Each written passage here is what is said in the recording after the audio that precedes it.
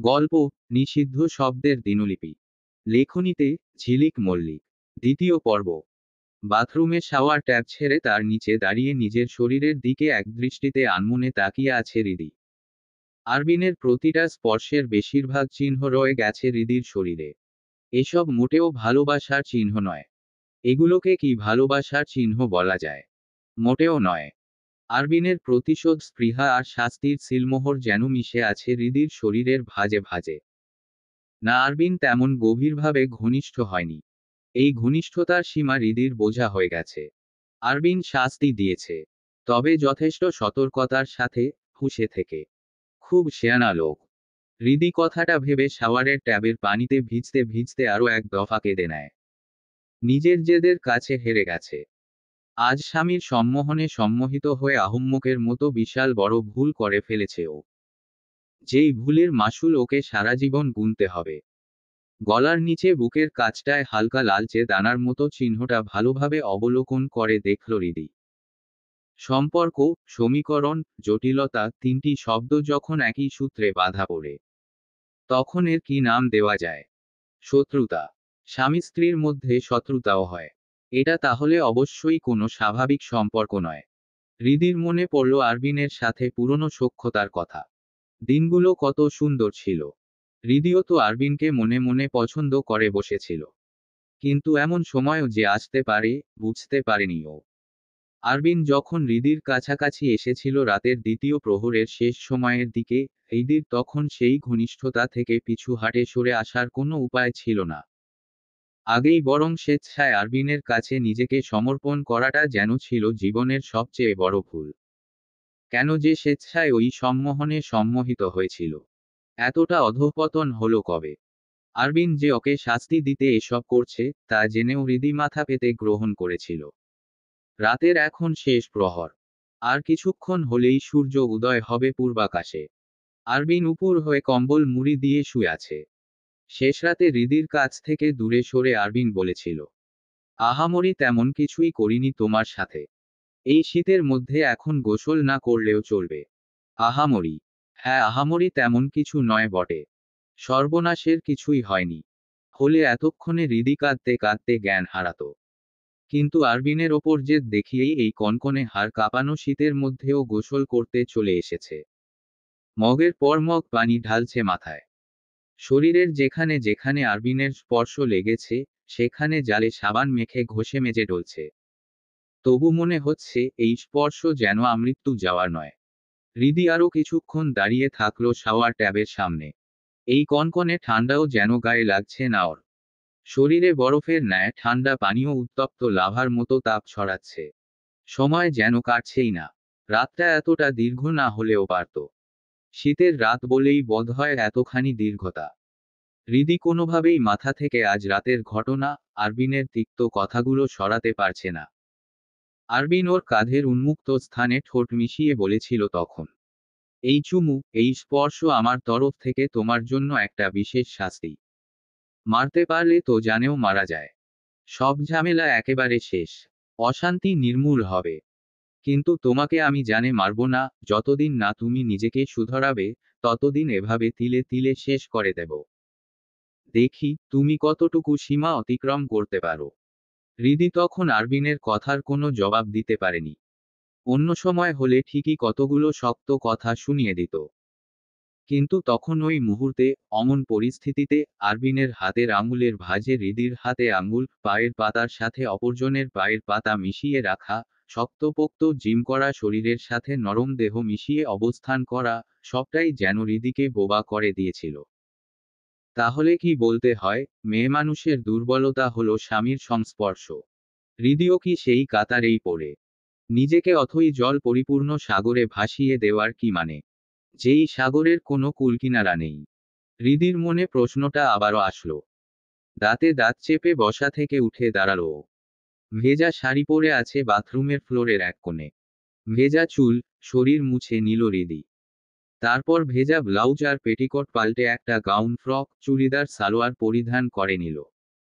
Bathroom থেকে বের হয়ে হৃদি দেখল, আরবিন তখন ঘুমে আচ্ছন্ন। একইভাবে উপুর হয়ে ঘুমিয়ে আছে। আপাতত এই শেয়ানাবাজ লোকটাকে দেখে হৃদির একটাই কথা মাথায় আসছে, একই অঙ্গে দেখি কত রূপ। হৃদির চুল আঁচড়াতে ইচ্ছা করল না।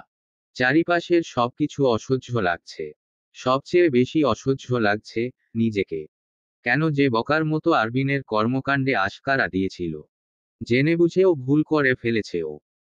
হৃদি এসে বিছানার ওপর বসল। আরবিনের শান্তির ঘুম হৃদির সহ্য হচ্ছে না।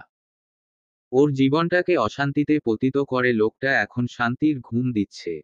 হৃদি কোনোভাবেই মেনে নিতে পারছে না। খুব রাগ উঠছে। ওর মনে পড়ল, আজ বিকালে আরবিনের সিলেটের উদ্দেশ্যে যাত্রা করতে হবে। এজন্যই হয়তো শান্তির ঘুম দেওয়ার প্রচেষ্টায় আছে। কথাটা মাথায় আসতেই হৃদির হঠাৎ খুব দুঃসাহসিক কাণ্ড ঘটাতে ইচ্ছা করল। ইচ্ছা অনুযায়ী কাজটা করেও ফেলল হৃদি। বাথরুম থেকে এক মগ পানি এনে আরবিনের উদাম বুক ও মুখ বরাবর ঢেলে দিল। এমনিতেও সারা রাতের ঝক্কি সামলে শেষরাতে ক্লান্ত শরীরে ঘুমিয়েছে আরবিন। ঘুম তখনও পাকাপোক্ত হয়নি। কাঁচা ঘুমের মধ্যে ঠান্ডা বরফের মতো পানি যেন শরীরে তলোয়ারের ফলার ন্যায় আঘাত করল। সঙ্গে সঙ্গে শোয়া থেকে ধরফরিয়ে উঠে বসল ও। ব্রুকুচকে বিরক্ত চাহনিতে সামনে মগ হাতে বিজয়ীর হাসি নিয়ে দণ্ডায়মান হৃদিকে দেখল। হৃদি ঝরঝরে কণ্ঠে বলে উঠল, আমার ঘুম নষ্ট করে শান্তিতে ঘুমাচ্ছেন? ওহু, তা তো হবে না। আরবিন ঘুম ঘুম কণ্ঠে জবাব দিল। তার মানে তুমি বলতে চাচ্ছ, আমার জন্য তোমার ঘুম নষ্ট হয়েছে? আও, তাহলে তো বলতে হয়, আমি আমার কাজে শতভাগ সফল। এক বেয়াদবকে সারা রাত উপযুক্ত শাস্তি দিতে পেরেছি, তাই না? প্রশ্নটা করে আরবিন জিজ্ঞাসাসূচক দৃষ্টিতে হৃদির মুখের দিকে তাকিয়ে থাকল জবাবের আশায়। হৃদি ভ্রু কুঁচকে ফেলল। আবারও আরবিন ওকে কথার ফাঁদে ফেলতে চাইছে। হৃদি কঠিন গলায় বলে উঠল, আপনি শাস্তির নামে নোংরামি করেছেন। অসভ্যতামিকে কি শাস্তির আখ্যা দেওয়া যায়? নিজের বউয়ের সাথে অন্তরঙ্গ হওয়া মানে যে নোংরামি আর অসভ্যতামি করা, এই সংজ্ঞা তো আমার জানা ছিল না। আপনি কি নতুন নতুন শিক্ষকতা শুরু করলেন? তো আমাকে আপনার পাঠশালায় শেখাবেন ম্যাডামজি। আসলে আমি আপনার মতো অত জ্ঞানী মানুষ নই তো। বালিশে হেলান দিয়ে বসে হৃদির চোখে চোখ রেখে কথাগুলো বলে আরবিন। হৃদি আরো কঠিন গলায় বলে, আপনি আমার ওপর জোরজুলুম করেছেন। আপনার নামে আমি নারী নির্যাতনের মামলা করে দেব। তখন আপনার চাকরিও যাবে, আর সাথে আপনিও। কোর্টে দাঁড়িয়ে জজকে কি স্বীকারোক্তি দেবে যে আমার স্বামী বিয়ের প্রথম রাতে আমার কাছে এসেছিল? আমিও সাড়া দিয়েছিলাম।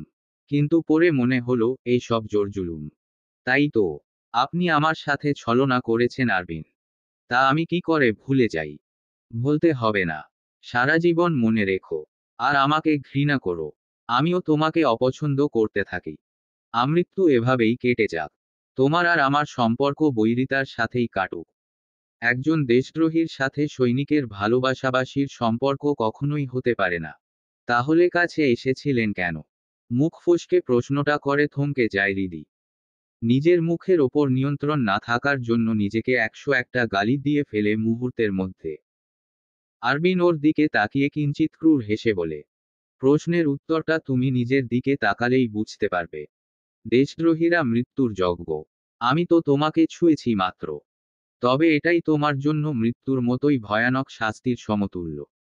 তুমি এখন বুঝতে না পারলেও, যখন আমি থাকব না, তখন প্রতিটা মুহূর্তে উপলব্ধি করতে পারবে। বারবার দেশদ্রোহী দেশদ্রোহী করছেন কেন? এই দেশ আপনার জন্য কি করে রেখেছে, যে এসবের জন্য এতটা নিষ্ঠুর আর স্বার্থপর হচ্ছেন? তোমার এই প্রশ্নের মধ্যেই উত্তর লুকিয়ে আছে। এই কথাগুলোর দ্বারাই দেশের প্রতি তোমার মারাত্মক বিদ্বেষ স্পষ্ট বোঝা যায়। স্বার্থপর তুমি। গতকাল থেকে বহুবার তোমাকে বোঝানোর চেষ্টা করেছি। কিন্তু তুমি তোমার জেদ আর যুক্তিহীন অবস্থানে থেকে গেছো। এর জন্য এই শাস্তির উপযুক্ত প্রার্থী তোমাকেই করা হয়েছে। হৃদি, আমার বাড়তি কথা পছন্দ না। আর কোনো তর্ক করবে না। মুখে মুখে তর্ক করলে ভীষণ রাগ লাগে বুঝলে। এখন না ঘুমালে আমার বিকালের জার্নিতে কষ্ট হবে। সো প্লিজ, ঘুমাতে দাও। আর যদি বেশি সমস্যা বোধ করো, তো আসো, শুয়ে পড়ো আমার সাথে। শাস্তিটা যে খুব উপভোগ করেছো, তা বলা বাহুল্য। কিশোরী মেয়েদের মন এমনই আনচান করে। নতুন নতুন পুরুষ মানুষের সঙ্গ পেলে অমনি হয়। কিন্তু পরে টের পাবে, যেচে কতবার ভুল করেছো, আমার কি ঠেকা। আরবিন ভেজা জায়গা থেকে সরে অপর পাশে এসে ঘুমালো। হৃদি আরও একবার তর্কে হেরে রাগক্ষোভ আর অতি দুঃখে জর্জরিত হয়ে ঘর ছেড়ে ব্যালকনিতে চলে গেল। আরবিন বের হবে সকালের নাস্তা সেরেই। হৃদির পরিবার অনেক করে অনুরোধ করেছিল, অন্তত দুপুরের খাওয়া সেরে তারপর এখান থেকে যেতে। কিন্তু আরবিন তা নাকচ করেছে। অবশ্য বুঝিয়েই বলেছে শ্বশুরবাড়ির মানুষদেরকে, এখান থেকে সকালে না গেলে আরবিনের বেশ কিছু কাজ অসমাপ্ত থেকে যাবে, আর কাজগুলো শেষ করা খুবই জরুরি। তাছাড়াও দুপুরের খাওয়া সেরে তারপর গেলে আব্বা আম্মার সাথে কিছুটা সময় কাটানোর পরিকল্পনা বানচাল হবে। আরবিনের কথায় আর জোরাজুরি করলেন না সোহরাব হোসেন এবং বাড়ির বাকি সদস্যরা। তবে আরবিনের এখনই চলে যাওয়ার খবর শুনে হৃদিকে অনেক বেশি খুশি দেখা গেল। ও ঘুরে ফিরে রুটি খেতে খেতে মনে মনে বলল, আপদ বিদায় হলেই বাঁচি, এরপর আর কোনোদিনও দেখা না হোক আমাদের। আরবিনও বেশ বুঝতে পারল হৃদির মনোভাব। তবে বাকিটা সময় বেশ গম্ভীর রইল ও। এর মধ্যে খাওয়ার পরে ড্রয়িং রুমে শ্বশুর, শাশুড়ি আর চাচি শাশুড়ির উপস্থিতিতে আরবিন একটা প্রস্তাব উপস্থাপন করল, যা শুনে সবাই কিছুক্ষণ হতভম্ব হয়ে বসে রইল। আরবিন তার শ্বশুরকে উদ্দেশ্যে করে বলল, আব্বু, আমি একটা সিদ্ধান্ত নিয়েছি। সোহরাব হোসেন বললেন, বলো আব্বা, কি সিদ্ধান্ত? আমি চাইছি, এখন থেকে হৃদির সকল খরচ আমি বহন করব। ওর সব ধরনের অভিভাবকত্বের দায়িত্ব নেব। এ বিষয়ে আপনার মতামত? সোহরাব হোসেনকে দ্বিধান্বিত দেখালো, কিছুটা চিন্তিত। তিনি ও তার স্ত্রী একে অপরের দিকে তাকিয়ে রইলেন কিছুক্ষণ। আরবিনকে দেখে বোঝার উপায় নেই, হৃদির আর ওর সম্পর্ক ঠিক নেই। চরম অস্থিতিশীলতা বিরাজ করছে ওদের মধ্যে। তাই সোহরাব সাহেবও ওর প্রস্তাবের পেছনের জটিল উদ্দেশ্য ধরতে পারলেন না। তবুও কিছুটা দ্বিধায় পড়লেন মেয়ে জামাইয়ের এমন হুটহাট সিদ্ধান্তে। আরবিন তাদের সংকোচ কাটাতে বলল, আপনারা ব্যাপারটাকে অন্যভাবে নেবেন না প্লিজ। আসলে কিছু মাস পরে হৃদি যখন আমার সাথে ক্যান্টনমেন্টে থাকবে, তখন ওর সব দায়িত্ব আমাকেই নিতে হবে। তাই আমি চাইছিলাম আগে থেকে অভ্যস্ত হতে, যেহেতু আমার পূর্ব অভিজ্ঞতা নেই। এটুকু বুঝে নেওয়া ভালো, এতে করে পরবর্তীতে কোনো ঝামেলায় পড়তে হবে না। সোহরাব সাহেব না সূচক কোনো মন্তব্য করার জন্যই কথা বলতে মুখ খুলছিলেন বোধহয়। তখনই হৃদি তার পেছনে থেকে বলে উঠল, সমস্যা নেই, আমার আব্বু এমনিতেই সারা জীবন আমার জন্য কম করেনি। বহুত টাকা পয়সা খরচ করেছে, আর করতে পারবে না। আর করবেই বা কেন? এখন আপনি আছেন, আপনিই না হয় করলেন। আপনি প্রত্যেক মাসে টাকা পাঠিয়ে দেবেন আমার খরচার জন্য, এতেই দায়িত্ব ভালোভাবে পালন করা হয়ে যাবে। আমার বিকাশ নাম্বারটা নিয়ে রাখুন বরং। হৃদির কথা শুনে সোহরাব হোসেন কিছুটা বিব্রত হলেন। তানিয়া বেগম মেয়ের দিকে তাকিয়ে কঠিন চোখে ইশারা করে চুপ থাকতে বললেন। কিন্তু হৃদির ঠোঁটের কোণে তখন কুটিল হাসি। কে পূর্বে, তা ভবিষ্যৎ বলে দেবে। এবার জ্বালিয়ে পুড়িয়ে সর্বশান্ত করে ছাড়বে এই লোককে। আরবিন চাইছে হৃদির প্রতি নিজের কর্তব্য পালন করার অজুহাত দেখিয়ে হৃদিকে আরো পোড়াতে। যে, দেখো, আমি তোমার সাথেই আছি, পাশেই আছি, কিন্তু কাছাকাছি নেই। এর থেকে ভয়াবহ দহন যন্ত্রণা আর কি হতে পারে? অপরদিকে হৃদি পরিকল্পনা করছে, স্ত্রী হিসেবে নিজের হক আদায় যথাযথ সচেষ্ট ভাব দেখিয়ে আরবিনকে নিঃস্ব করে ছাড়বে। দুই মেরুর দুজন বাসিন্দার কি জটিল পরিকল্পনা! অথচ ভাগ্য তাদের কোথায় নিয়ে যাবে, তা কে জানত? দেশের জন্য মনে যুক্তিহীন বিদ্বেষ পুষে রাখা একজন স্বার্থপর মেয়েমানুষের সাথে আমার আর এ জীবনে কখনো দেখা না হোক। তোমাকে দেওয়া শাস্তির মাত্রা খুবই কম হয়ে গেছে। এ তো শুধু তোমাকে এক জীবন পোড়াবে, কিন্তু আমার অনুপস্থিতি তোমাকে প্রতি ন্যানো সেকেন্ডে সহস্রবার পোড়াবে। কেন বলো তো? শুধুমাত্র ওই শাস্তির জন্য। আমি ভুলে যাব। গতরাত তুমি, সবকিছু ভুলে যাওয়া আমার জন্য খুব সহজ ব্যাপার। এখান থেকে যাওয়ার পরে লেফটেন্যান্ট আরবিন দেশের নিরাপত্তা ব্যবস্থা নিয়ে ব্যস্ত হয়ে পড়বে। তার মনেও থাকবে না হৃদি নামে কেউ একজন আছে, কোনো একসময় তার জীবনে এসেছিল। আরবিন হৃদির চোখে চোখ রেখে কথাগুলো বলে থামে। একদৃষ্টিতে তাকিয়ে থাকে জেদ, নির্লিপ্ততায় ভরপুর ওই জিদ্দি নারীর চোখজোড়ার দিকে। হৃদির ঘরের দরজা আপাতত ভেতরে থেকে আবদ্ধ। আরবিন আর হৃদি মুখোমুখি দাঁড়িয়ে আছে। বিদায়ের পালা এসে গেছে। আরবিন আজ এখান থেকে যাওয়ার পরে হৃদির সাথে তার সাক্ষাৎ হতে পারে 3 মাস, 4 মাস কি 6 মাস পরে। তবু আরবিন মনে প্রাণে চায় এই মেয়ের সাথে তার আর কখনো সাক্ষাৎ না হোক। যাওয়ার আগে হৃদিকে বেশ কিছু কঠিন কথা শোনানোর জন্যই এমন আয়োজন করে দরজা আটকে হৃদির সামনে দাঁড়িয়েছে ও। তবে হৃদি বোধহয় আগে থেকেই প্রস্তুত ছিল। হঠাৎই আরবিনের পাঞ্জাবির কলার আলতোভাবে চেপে ধরল ও। পায়ে ভর দিয়ে দাঁড়িয়ে আরবিনের কলার চেপে ধরে ওর চোখে চোখ রাখল। দাঁতে দাঁত চেপে বলল, যেমন আপনি আমাকে শাস্তি দিয়েছেন, তেমনি আপনার জীবনের প্রতিটা মুহূর্ত জ্বলন্ত দাবানলে পরিণত না করা পর্যন্ত আমি কোনো কিছু ভুলব না আরবিন। স্ত্রীর দায়িত্ব নেওয়ার খুব শখ না আপনার? এবার থেকে স্ত্রী হিসেবে এত বেশি হ্যারাসমেন্ট করব, আপনি দেশের সেবা যত্ন ভুলে আমার পেছনে পড়ে থাকবেন। মিলিয়ে নিয়েন। এমন দিন কখনো আসবে না হৃদি। আরবিনের কাঠখোট্টা জবাবরের বিপরীতে হৃদি জবাব দিল, অবশ্যই আসবে। শুধু সময়ের অপেক্ষা। আরবিন কিছুক্ষণ নির্লিপ্ততা চাহনিতে হৃদির দিকে তাকিয়ে থাকল। গম্ভীর স্বরে বলল, কলার ছাড়ো। Hello, control room. Lieutenant Arbin speaking here. Arbin অফিসে বসে। ওর সামনে ডেস্কটপ কম্পিউটার, হেডসেটে মাইক্রোস্পিকার, এক হাতের মুঠোয় ওয়াকিটকি।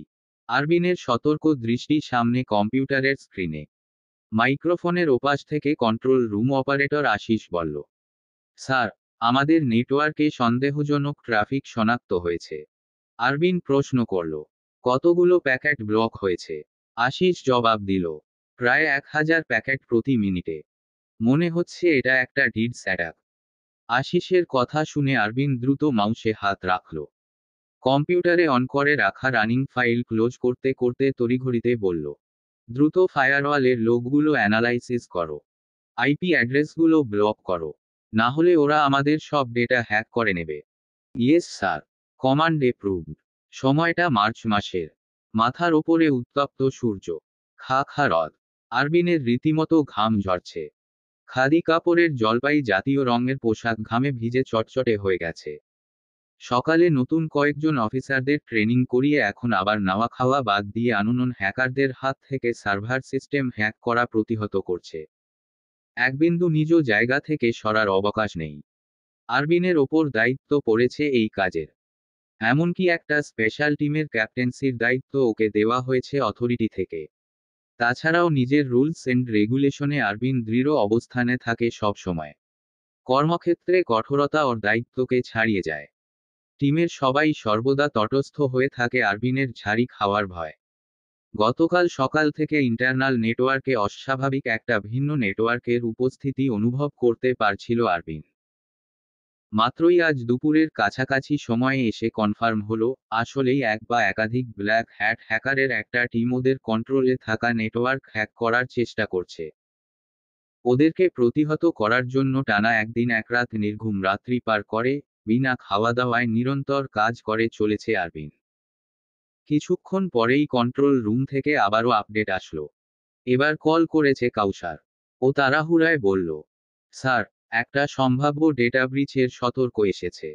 কোন সিস্টেমে? ইমেইল সার্ভারে।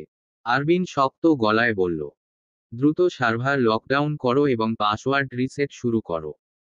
আরবিনের নির্দেশনা মোতাবেক কন্ট্রোল রুমের ডিউটি অফিসার কাউসার সার্ভার লকডাউন করে পাসওয়ার্ড রিসেট মারতে লাগলো দ্রুত। আরবিন একদৃষ্টিতে কম্পিউটারের দিকে চেয়ে আছে, আবারও মাইক্রোফোন টেনে মুখের সামনে এনে বলল, control to section alpha, report করো। ওপাশ থেকে সেকশন আলফা টিমের একজন বলল, স্যার, সার্ভার স্টেবিলাইজ। ব্লক করা আইপিগুলো আইডেন্টিফাই করেছি। গুড। সার্ভারের লোক অ্যানালাইসিস চালিয়ে যাও। আরেকজন অফিসার কন্ট্রোল রুম থেকে জানালো, network team, real time monitoring চালু রাখা হয়েছে। যদি আরও আক্রমণ আসে, আরবিনকে অবহিত করা হবে। তারই কিছু সময় পরে আশিস ওয়াকিটকিতে বলল, স্যার, অ্যাটাক থেমে গেছে। আমাদের সিস্টেম এখন নিরাপদ। দুশ্চিন্তার আর কোনো কারণ নেই। Good job. রিপোর্ট তৈরি করে হেডকোয়ার্টারে পাঠাও। আরবিন হাঁপ ছেড়ে বাঁচল যেন। এতক্ষণ শ্বাসরুদ্ধকর একটা পরিস্থিতির মধ্যে ছিল। এসব মধ্যম মানের হ্যাকারদের হাত থেকে সিস্টেম হ্যাক হওয়া বাঁচানো গেলেও মেজাজ এখন মারাত্মক বিগড়ে রয়েছে আরবিনের। একা তো ঘুম হয়নি টানা এক রাত, পেটে কিছু পড়েনি গতকাল থেকে। তার ওপর আবার একটা বিশেষ গোপনীয় ঘটনা আন্দাজ হওয়ার পর থেকেই স্বস্তির নিঃশ্বাস ফেলতে পারছে নাও। মস্তিষ্ক আর শরীরের ওপর প্রচুর প্রেসার পড়ছে। আরবিন উঠে দাঁড়ালো চেয়ার ছেড়ে। নিজের জন্য আলাদাভাবে বরাদ্দকৃত স্পেশাল ডেস্ক থেকে বেরিয়ে এলো। টিম মেম্বার ফারিয়া ইতিমধ্যে কিছু স্ন্যাক্স নিয়ে এসেছে। সবাই এক জায়গায় উপস্থিত হয়ে শোরগোল করে আলাপ করছে আজকের বিষয় নিয়ে। আজ কম ঝক্কি পোহাতে হয়নি সবাইকে। এরই মধ্যে গুরুতর আলোচনা স্বাভাবিক হাসিমজার আড্ডায় পরিণত হলো। ফারিয়া সবার হাতে বার্গারের প্যাকেট ধরিয়ে দিয়েছে। আরবিনকে দেখে চুপ হলো সবাই। ওকে ভীষণ ক্লান্ত দেখাচ্ছে। ঘেমে নিয়ে একাকার অবস্থা। ঝাঁকড়া চুলগুলো সামনে কপালের ওপর এসে এলোমেলোভাবে পড়ে আছে। ফারিয়া এগিয়ে এসে আরবিনের দিকে বার্গারের একটা প্যাকেট এগিয়ে দিয়ে বলল, স্যার এটা আপনার জন্য। খেয়ে নিন। আরবিন হাত উঠিয়ে বলল, নো ফারিয়া, আমি এখন খাওয়ার মুডে নেই। একটু বিশ্রাম নেব। কেউ ডেস্কে এসে ডিস্টার্ব করবে না। ওকে। বোঝা গেল। শেষোক্ত কথাটা আরবিন শক্ত গলায় বলল। সবাই ভদ্রভাবে মাথা নেড়ে আচ্ছা বোঝালো। আরবিন উল্টে দিকে ঘুরে নিজের ডেস্কে চলে গেল। ফারিয়া ওর যাওয়ার দিকে তাকিয়ে ঠোঁট উল্টালো। খানিকটা চিন্তিত হলো। যা ওর মুখভঙ্গিতে স্পষ্ট। আরবিন সবে ডেস্কের রয়্যাল চেয়ারে মাথা এলিয়ে চোখ বুজেছে। তখনই জেনারেল মুডে থাকা সেলফোনটা ক্রিং ক্রিং শব্দে বেজে উঠল। আরবিন দ্রুত উঠে বসল। বিশ্রাম পরিপূর্ণ না হওয়ার কারণে চোখ লাল হয়ে গেছে ওর। এই মুহূর্তে যে কেউ দেখলে ভয় পাবে। সেলফোনটা উঠিয়ে যেই নাম্বার থেকে কল এসেছে, নামটা খেয়াল করে দেখল আরবিন। খাঁটি বাংলা অক্ষরে বেয়াদব মেয়েমানুষ লিখে সেভ করা নাম্বারটা। এই অসময়ে বেয়াদবটার ফোন কল আরবিনের মেজাজ তুঙ্গে উঠিয়ে দিল। হাতের মুঠো শক্ত করে কল রিসিভ করল। সঙ্গে সঙ্গে ফোনের ওপাশ থেকে যেন ঝড় উঠল। হ্যালো। আরবিন বলছেন। নাকি তার ভূত? বেঁচে আছেন আপনি? এখনো মরেন নাই? আরবিন চোখ বুজে জোরে শ্বাস টেনে নিজেকে শান্ত করার যথাসাধ্য চেষ্টা করে বলল, সালাম কালাম কিছু শেখনি বেয়াদব। ভদ্রতা গুলে খেয়েছ। ভদ্রতা। আর আপনার সাথে? হৃদির চটপটে কণ্ঠস্বর। আরবিন ফোনের এপাশ থেকে দাঁতে দাঁত চেপে বলল, বেশি বার বেড়েছ। আমি কাছে নেই বলে মুখ ছুটছ বেশি তাই না? কাছে থাকলে বুঝতে। কাছে থাকলে কি করতেন? ওই দিন রাতের মতো কাহিনী করতেন, তাই না? 2 মাস হয়ে গেছে। তবু ওই দিন রাতের কাহিনী এখনো ভুলতে পারোনি দেখছি। বলেছিলাম না, আমার কথার কখনো নড়চড় হয় না। আরবিন ক্রুর হেসে কথাটা বলল। ওই হাসি হৃদির শরীরে কাটার মতো বিঁধল। কিছু মুহূর্তের জন্য থমকে গেল ও। সব ঠিক আছে। বাকি সব জায়গায় ও শক্ত। আরবিনের সাথে তোত্তারামি করতে পারে। কিন্তু এই একটা জায়গায় এসে আটকে যায়, বোবা হয়ে যায় যেন। কোনো যথাযথ প্রত্যুত্তর করতে পারে না। হৃদি এবার একটু কঠিন হওয়ার চেষ্টা করে বলল, ওই দিন রাতের ঘটনা তো আমি কবেই ভুলে গেছি। আপনি যে আমার স্বামী তাও তো ভুলে গেছি। বেয়াদব। সামনে পেলে চড়িয়ে দাঁত ফেলে দেব সবগুলো। আরে আগে সামনে তো আসুন। আমার প্রেমিকের সাথে পরিচয় করিয়ে দেব। তারপর ওর রূপের আগুনে আপনি পুড়ে যাবেন। আমাকে চড়ানোর কথাও ভুলে যাবেন সঙ্গে সঙ্গে। আরবিন থমকালো। ডেস্কের ওপর শব্দ করে জোরে সোরে হাতটা রাখল। তাতে বেশ জোরেই শব্দ হলো। দাঁতে দাঁত চেপে ও প্রশ্ন করল, প্রেমিক মানে? আরে প্রেমিক মানে যেই পুরুষ প্রেমে পড়ে। আসলে একটা ছেলে আমার প্রেমে পড়েছে, প্রপোজও করেছে রিসেন্টলি। গত কয়েকদিন ধরে কনভিন্স করার চেষ্টা করছে। তো তুমি কি করেছো? যথেষ্ট শান্ত স্বরে প্রশ্নটা করে আরবিন। ওর কথাবার্তার ভাব গুমোট। যেন ঝড়ের আগের পূর্বাভাস। হৃদি পাল্টা জবাব দিল, আমি কি করব? অ্যাকসেপ্ট করে নিতাম। কিন্তু আমার স্বামী বেচারা যে এখনো বেঁচে আছে, দেশের জন্য মরে যায়নি। এটা তো ভুলিনি। তাই দয়া করে ওই বেচারা প্রেমিককে ঝুলিয়ে রেখেছি। যেদিন সংবাদ পাবো আপনি টপকে গেছেন, সেদিন ওই বেচারার প্রপোজাল অ্যাকসেপ্ট করে নেব। তখন হব আমরা প্রেমিক প্রেমিকা। আপাতত না হয় ও একাই প্রেমিক হোক। কি বলেন? হৃদি। ফোনের মধ্য থেকে আরবিনের চিৎকার করে দেওয়া ধমকটা হৃদির পিলে চমকে দেওয়ার মতো। প্রথমে চমকে উঠল ও। বুক ধড়ফড় করতে লাগলো। পরমুহূর্তেই দুজনের অবস্থানিক দূরত্বের কথা চিন্তা করে ভয়ডর কাটিয়ে বলল, ভালো লাগেনি শুনতে, তাই না? আমারও ভালো লাগেনি। গত দুদিন যাবৎ আমি আপনাকে কন্টিনিউসলি ফোনে একটার পর একটা কল দিয়ে যাচ্ছি, হোয়াটসঅ্যাপে নক দিয়েছি। আপনি আমার মেসেজ সিন করে রেখে দিয়েছেন। রিপ্লাই দেননি। কল রিসিভ করেননি। ইগনোর করে গেছেন। কাকে দেখেছেন ওখানে? কোন মেয়ে? নাম কি কালনাগিনীটার? আরবিন দীর্ঘশ্বাস ছেড়ে হৃদির কথা শুনল। তারপরই হালকা ঝাঝালো সুরে বলল, অসময়ে কল কেন করেছো তাই বলো। আগে বলুন আপনি আমার কল, মেসেজ ইগনোর করেছেন কেন? হৃদি আমি ব্যস্ত ছিলাম গত দুদিন। তাছাড়াও তোমার সাথে আমার তেমন কোনো কথা নেই। গত 2 মাসে শুধুমাত্র তোমার খরচা পাঠানো আর পড়াশোনার বিষয়ে টুকটাক খবর নেওয়া ছাড়া আমি আর কোনো বিষয়ে কথা বলতে ইচ্ছুক ছিলাম না, আর না ভবিষ্যতে কখনো হব। Okay fine. আমারই তো ভালো, জালিমের হাত থেকে বেঁচে গিয়ে শান্তিতে আছি। ফালতু কথা না বলে কাজের কথা বলো। আমার 3000 টাকা লাগবে। কেন? কৈফিয়ত দিতে বাধ্য নই। কৈফিয়ত দিতে হবে। তুমি তোমার স্বামীর কষ্ট করে উপার্জন করা টাকা উড়াবে যখন, তখন অবশ্যই তাকে কৈফিয়ত দিতে হবে। হৃদি এবার কিছুটা চিন্তাভাবনা করে বলল, টেস্ট এক্সামে ফেইল করেছি। 3000 টাকা দিলে কলেজ থেকে উঠিয়ে দেবে। তারপর এইচএসসি এক্সাম দিতে পারবো। নয়তো না। ওয়ার্ড। টেস্ট এক্সামে ফেইল করেছো তুমি। হোয়াই? কারণটা আমার মেয়ে ফ্রেন্ডদের কয়েকজনকে জানিয়েছি বুঝলেন। কি বলেছি বলুন তো? আমি কিভাবে জানবো? ও হ্যাঁ তাই তো। আপনার তো জানার কথা নয়। আমি আমার কয়েকজন মেয়ে ফ্রেন্ডকে বলেছি, আমার স্বামী আমার সাথে কথা না বলে থাকতে পারে না। অল টাইম আমার সাথে কথা বলা লাগবে তার।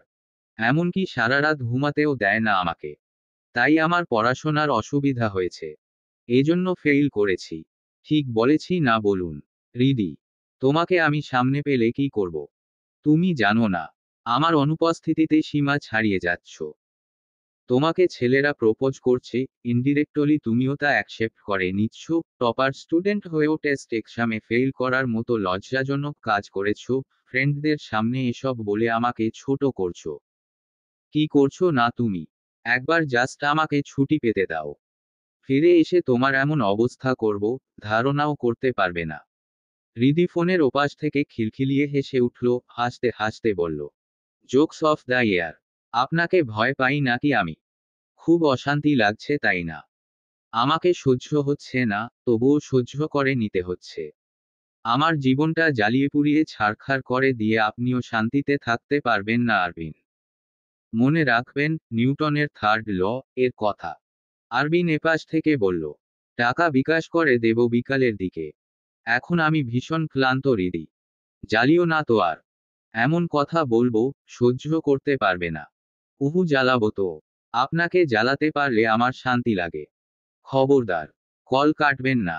তাহলে বুঝবো, আপনি আমাকে ভয় পাচ্ছেন। কথাটা বলে ফোনের এপাশ থেকে আবারও তাচ্ছিল্যের হাসি দেয় হৃদি। তখনই ফোনের ওপাশ থেকে আরবিনের ফিসফিসানি কণ্ঠস্বর শোনা যায়। ওই রাতের কথা মনে পড়ছে নাকি? আসবো আমি। শাড়ি পরে বসে থাকো। কিস কোথায় নেবে? ঠোঁটে? নাকি গলার ভাঁজের ওই তিলে? নাকি বউ? আরবিন পুরো কথা শেষ করতে পারে না। তার আগেই হৃদি কল কেটে দেয় দ্রুত। আরবিন ফোন স্ক্রিনের দিকে তাকিয়ে ফিচেল হাসে। এই মেয়েকে কিভাবে শায়েস্তা করতে হয়, তা এতদিনে খুব ভালোভাবে শিখে গেছে ও। নিশ্চয়ই এতক্ষণে কেঁদে কেটে নাকমুখ লাল করে ফেলেছে। লজ্জায়, আর্ষ্টতায় কান গরম হয়ে গেছে। হৃদিকে কিভাবে লজ্জায় ফেলে চুপ করানো যায়, সেই টেকনিক আরবিনের চেয়ে ভালো আর কেউ জানে না। আরবিন ফোনটা ডেস্কের ওপর রেখেই চেয়ারে আবারও হেলান দিয়ে চোখ বুজে একটা ছেলের কথা বলছিল হৃদি। আরবিনের মেজাজ বেশি বিগড়ে গেছে মূলত ওই কথা শুনেই। এই মেয়ে ওকে এক মুহূর্তও শান্তিতে থাকতে দিচ্ছে না। যেন জ্বালিয়ে পুড়িয়ে ছারখার করে দেওয়ার উদ্দেশ্য নিয়েই আরবিনের জীবনে এসেছে। আরবিনের সহ্য ক্ষমতা আর নিয়ন্ত্রণ করতে জানার দক্ষতার জন্যই এতদিন সামলাতে পেরেছে সবকিছু। নেহাতি কাজের চাপ আগামী কয়েকদিনে খুব বেশি। এজন্য অথরিটি থেকে ছুটিও পাওয়া যাচ্ছে না। শীঘ্রই কাজের চাপ কমলে অথরিটিতে ছুটির আবেদন করবে আরবিন। আবেদন এপ্রুভও করা হলে ঢাকা যাবেও। এবার গেলে ওই মেয়েকে উচিত শিক্ষা দিয়ে তবেই ফিরবে। সিলেট, জালালবাদ ক্যান্টনমেন্ট। রাত 9টা। আরবিন সবে মাত্র কোয়ার্টারে ফিরেছে। ক্যান্টনমেন্টের সাথেই সংযুক্ত আবাসিক কোয়ার্টার এটা। আরবিন প্রথম দিকে সেনা অফিসারদের জন্য বরাদ্দকৃত মেসে থাকত। এখানে এসে প্রথমেই আরবিন অ্যাডজুট্যান্ট ব্রাঞ্চের নিকট আলাদা আবাসিক কোয়ার্টারে থাকার ব্যবস্থা করার জন্য আবেদন করে। সাধারণত সেনা অফিসারদের আলাদা আবাসিক কোয়ার্টার বা অ্যাপার্টমেন্টে থাকার আবেদন গ্রহণ করা হয়, যদি তারা ফ্যামিলি নিয়ে থাকে। এক্ষেত্রে অনেক প্রসেসিংয়ের মধ্য দিয়ে যেতে হয়। আরবিনকেও অনেক ঝামেলা পোহাতে হয়েছে। অ্যাডজুট্যান্ট ব্রাঞ্চ থেকে শুরুতেই জানানো হয়েছিল, আরবিনকে এই ইউনিটে বেশ কয়েক বছর কাজ করে যেতে হবে। তারপর পরবর্তী পোস্টিংয়ের ব্যাপারে ভাবা হবে। এজন্য আরবিন সব দিক ভেবেচিন্তে সিদ্ধান্ত নিয়েছে। আগেই অ্যাডজুটেন্টের নিকট আবেদন করেছিল আলাদা আবাসিক কোয়ার্টারের জন্য। তবে এক্ষেত্রে আলাদা আবাসিক কোয়ার্টারে থাকার ব্যবস্থা করতে পারাটা খুবই কঠিন ছিল ওর জন্য। কারণ আবাসিক কোয়ার্টারে সেনা অফিসারদের বয়স এবং অভিজ্ঞতা দেখে থাকার অ্যাপ্লিকেশন অ্যাপ্রুভও করা হয়। সেখানে আরবিন বর্তমান ডিপার্টমেন্টে নতুন। তবে ওর পূর্ব অভিজ্ঞতা খুব ভালো। আর ওয়ার্ক স্কিলও সব দিক থেকে পারফেক্ট। শেষমেশ সিভিতে টাইগার আইটি বাংলাদেশে আরবিনের ভূয়সী প্রশংসাপত্র আর সেখানে জবের ভালো অভিজ্ঞতা দেখেই আবাসিক কোয়ার্টারের জন্য সিলেক্ট করা হয়েছে ওকে। যেহেতু রিদি কিছু মাস পরে এখানে আসবে, এজন্য আবার অফিসিয়াল আইডি কার্ড, স্বামী স্ত্রীর পরিচয়পত্র, বৈবাহিক সনদপত্র সহ আরও বেশ কিছু গুরুত্বপূর্ণ কাগজপত্র জমা দিতে হয়েছে আরবিনকে। আরবিন সবসময় ফ্ল্যাট পরিপাটি করে গুছিয়ে রাখে। একা মানুষ, তেমন কোনো ঝামেলা পোহাতে হয় না। রান্না যদিও নিজেকেই করতে হয়, তবে তাতে আহামরি কোনো অসুবিধা হয় না। টাইগার আইটি বাংলাদেশে জবে থাকাকালীন আরবিন একটা মেসে একা সিঙ্গেল রুম নিয়ে থাকত। এছাড়াও পড়াশোনার জন্য বুয়েটে পড়াকালীনও মেসে থাকত। জীবনের বেশিরভাগ সময় বাইরে বাইরে থাকার কারণে রান্নাবান্না সহ নিজস্ব সকল কাজ আরবিন নিজ হাতেই করে। এতে বেশ দক্ষ।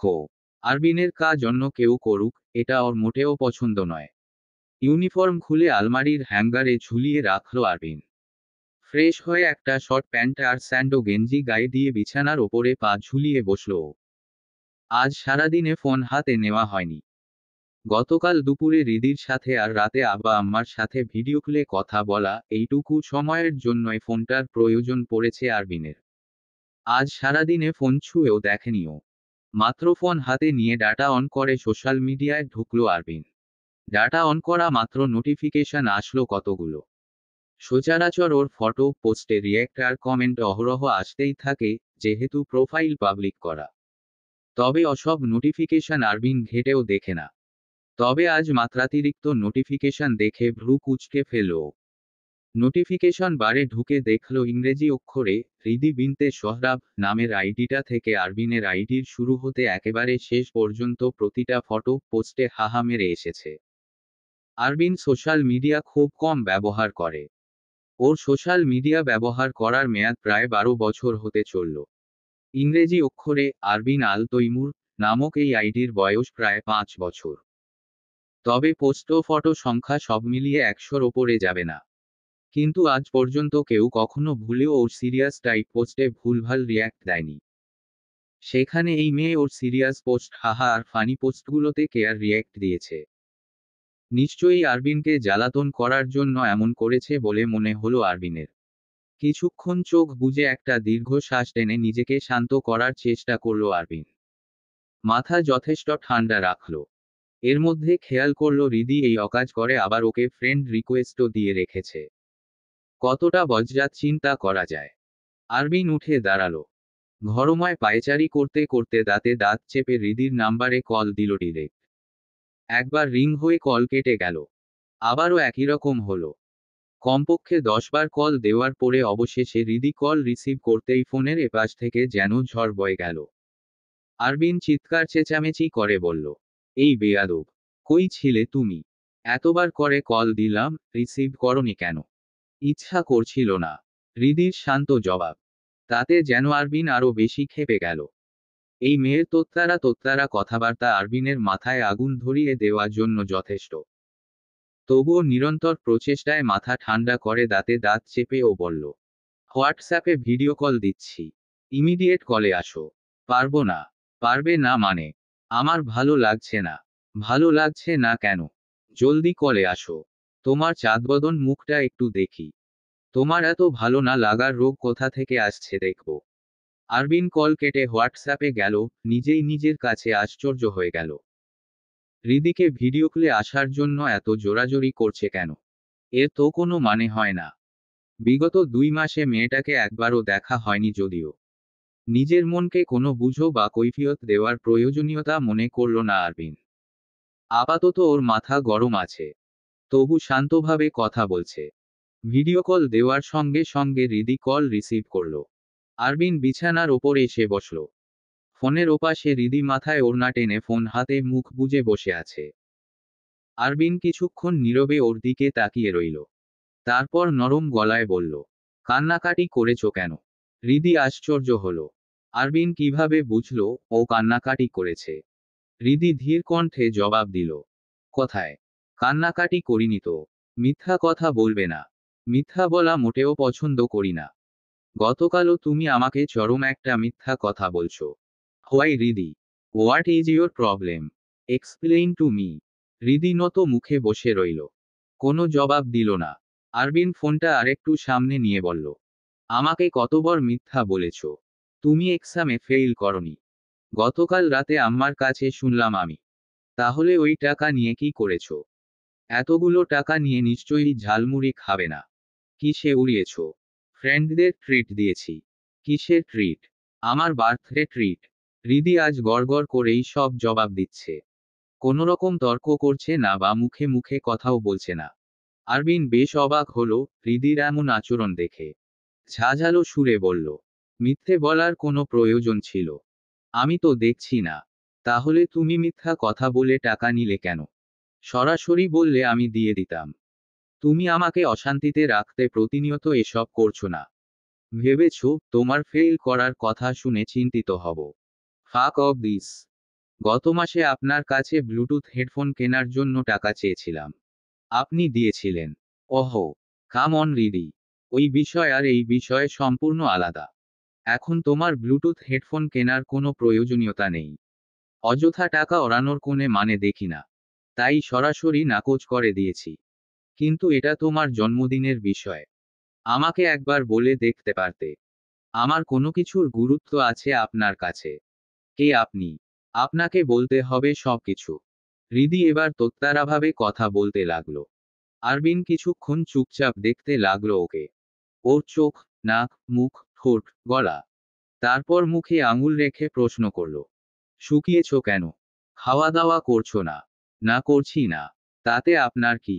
আম্মু কোথায়? আম্মুর কাছে ফোনটা দাও। আমি আম্মুর কাছে নেই। মানে? কোথায় আছো তুমি? কাকিমণিদের বাসায়। ওখানে গেছো কেন? কাকিমণিরা তাদের নতুন বাড়িতে উঠেছে 2 দিন আগে, তাই আমি এখানে আছি। আগামী কয়েকদিন থাকবো। ওখানে থাকবে ভালো কথা, পড়াশোনার কি হবে? বইখাতা সাথে এনেছি। Okay fine. এবার মেইন টপিকে আসি। তুমি ফেসবুকে যাবে এখনই। গিয়ে আমার সব পোস্ট থেকে রিয়্যাক্ট উঠাবে। ফ্রেন্ড রিকোয়েস্ট ক্যান্সেল করবে। আপনি আমার ফ্রেন্ড রিকোয়েস্ট অ্যাকসেপ্ট করলেন না যে? করব না। কেন? আমার ফ্রেন্ড লিস্টে গুরুত্বপূর্ণ আর কাছের মানুষেরা থাকে। তুমি এমন জরুরি কেউ নও। এই কথা তোমাকে প্রতি মুহূর্তে উপলব্ধি করাতে। তুমি এসব কেন করছো? আমাকে অশান্তিতে ফেলতে চাইছো কেন? এতটা অধঃপতন তোমার? আমি আশ্চর্য হয়ে যাই মাঝে মধ্যে।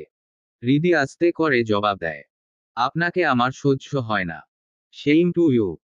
কিন্তু তোমার মতো আমি তোমাকে জ্বালাই না, আমার অনেক কাজ থাকে, আরে তোমাকে তো আমার কখনো মনের ভুলেও মনে পড়ে না।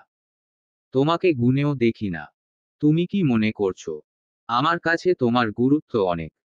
যদি তাই মনে করো তাহলে তুমি বোকার স্বর্গে বাস করছো। হৃদি, আজ হোক কিংবা কাল, একদিন না একদিন আমি তোমাকে ডিভোর্স দেব। কারণ তোমাকে নিয়ে পুরো লাইফ কাটানো আমার পক্ষে সম্ভব নয়। আমার পার্সোনাল লাইফে কেউ ইন্টারফেয়ার করুক, সেটা আমি মোটেও পছন্দ করি না।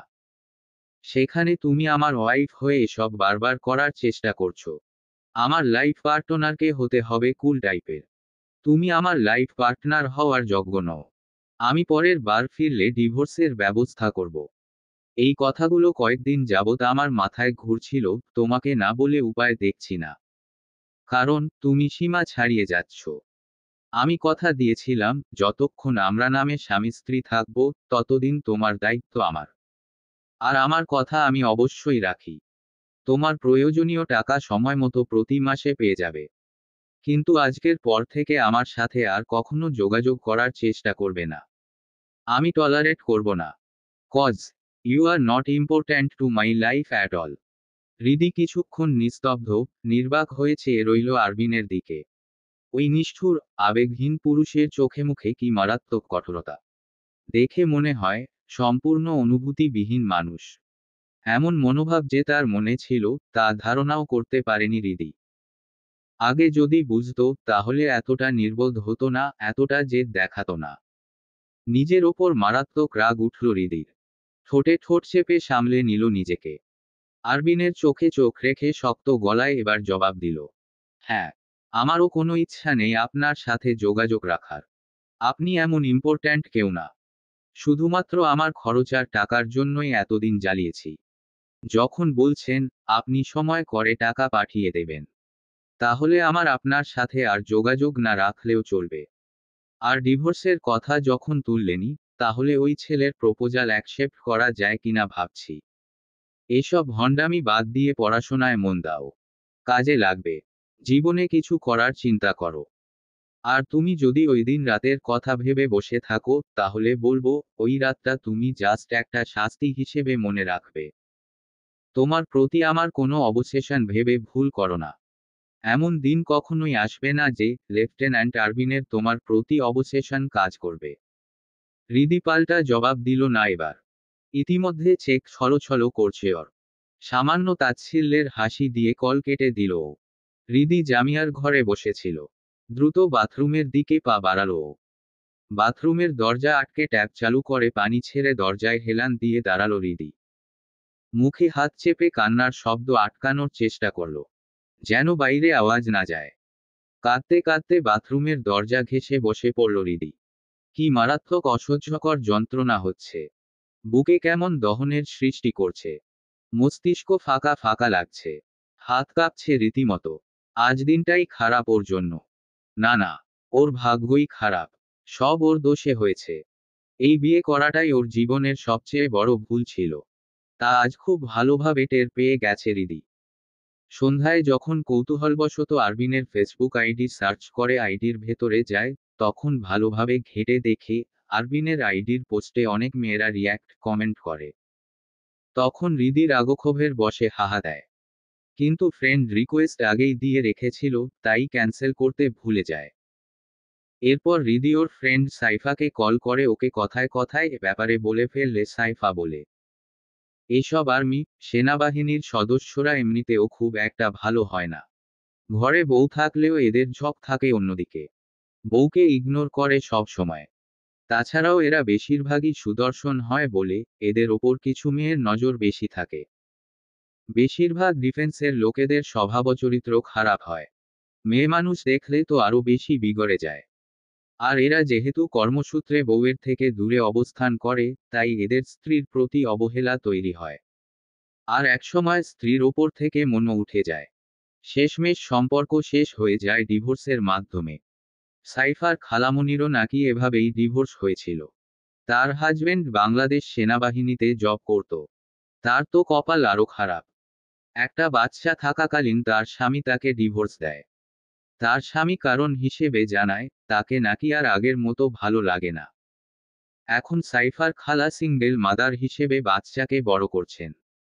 সাইফার এসব কথা শুনেই একা ঘরে বসে নানান চিন্তাভাবনা মাথায় এনে কিছুক্ষণ কান্নাকাটি করছিল হৃদি।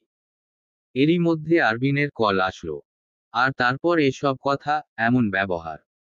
কি জঘন্য সত্যিগুলো বিনা দ্বিধায় বলে দিল আরবিন। একটুও সংকোচ কাজ করল না। ওদের সম্পর্ক কি এতটাই ঠুনকো? সেই রাতটাকে কি নিছকই মজার ছলে নিয়েছে আরবিন? কিন্তু হৃদি যে মনের অজান্তেই গুরুত্ব দিয়ে ফেলেছিল। তবে হৃদির যথেষ্ট শিক্ষা হয়েছে। সিদ্ধান্ত ইতিমধ্যে নিয়ে ফেলেছে ও। আরবিনের সাথে আর কোনোদিনও যোগাযোগ করবে না। আচ্ছা, হৃদির সাথেও কি সাইফার খালার মতো ঘটনা ঘটবে? ভাগ্যিস আরবিনের সাথে সেদিন গুরুতর কিছু হয়নি, না হলে একসাথে দুটো জীবন ধ্বংস হতো। হৃদির কাকিমণি স্যুপ রান্না করেছেন মাত্র। ট্রেতে করে শোবার ঘরে নিয়ে আসলেন তিনি। হৃদি তখন বিছানায় বসে কোলে মিশিয়ে রাখা বালিশের ওপর বই ধরে পড়ছিল। জামিয়া বাথরুমে গিয়েছে। তিতাস বাড়িতে নেই। ও বেরিয়েছে মোড়ের দোকান থেকে কিছু ভাজা খাবার আনতে। হালিমা খাতুন কিছুক্ষণ আগেই পাঠিয়েছেন ওকে। হৃদির মাথায় থাকা জলপট্টিটা শোবার জন্য রাখা বালিশের এক কোণে পড়ে আছে। হৃদি চশমা ঠিক করে পড়াশোনায় ব্যস্ত। তা দেখে হালিমা খাতুন রেগে গেলেন। এগিয়ে এসে টেনে বইপত্র বন্ধ করতে লাগলেন। হৃদি হতচকিত হয়ে ভাঙা গলায় বলল, কি করছো কাকিমণি? বই বন্ধ করছো কেন? হালিমা খাতুন শাসানোর সুরে হৃদিকে বললেন, তোকে না কতবার করে তখন নিষেধ করে গেছি। এখন মনের ভুলেও বইখাতা ধরবি না। তাহলে তুই অসুস্থ শরীর নিয়ে উঠে বসলি কেন? সামনে আমার এক্সাম আছে কাকিমণি। আর মাত্র 2.5 মাস। তাছাড়াও আমার জীবনে পড়াশোনার বাইরে আর কিছু নেই। শেষোক্ত কথাটা কিছুটা অন্যমনস্ক হয়ে বেশ জোর দিয়েই বলল হৃদি। হালিমা খাতুন যেহেতু কোনো কিছু জানেন না, তাই হৃদির শেষের কথাটার পেছনের জেদ ধরে উঠতে পারলেন না। বরং ছেলেমানুষই মনে করলেন। এজন্য হৃদিকে টেনে বইপত্র সরিয়ে ওর সামনে বসলেন। জামিয়া ততক্ষণে বাথরুম থেকে বেরিয়ে এসেছে। ওকে দেখে হালিমা খাতুন বললেন, ও জামিয়া, জলপট্টিটা বাথরুম থেকে ধুয়ে নিংড়ে আনো তো আবার। বেশি ভেজা রাখবি না। ওর মাথায় দিতে হবে। দেখি জ্বর কেমন আছে। জামিয়াকে কাজের নির্দেশ দিয়ে হালিমা খাতুন এগিয়ে হৃদির মাথায় হাত রাখলেন।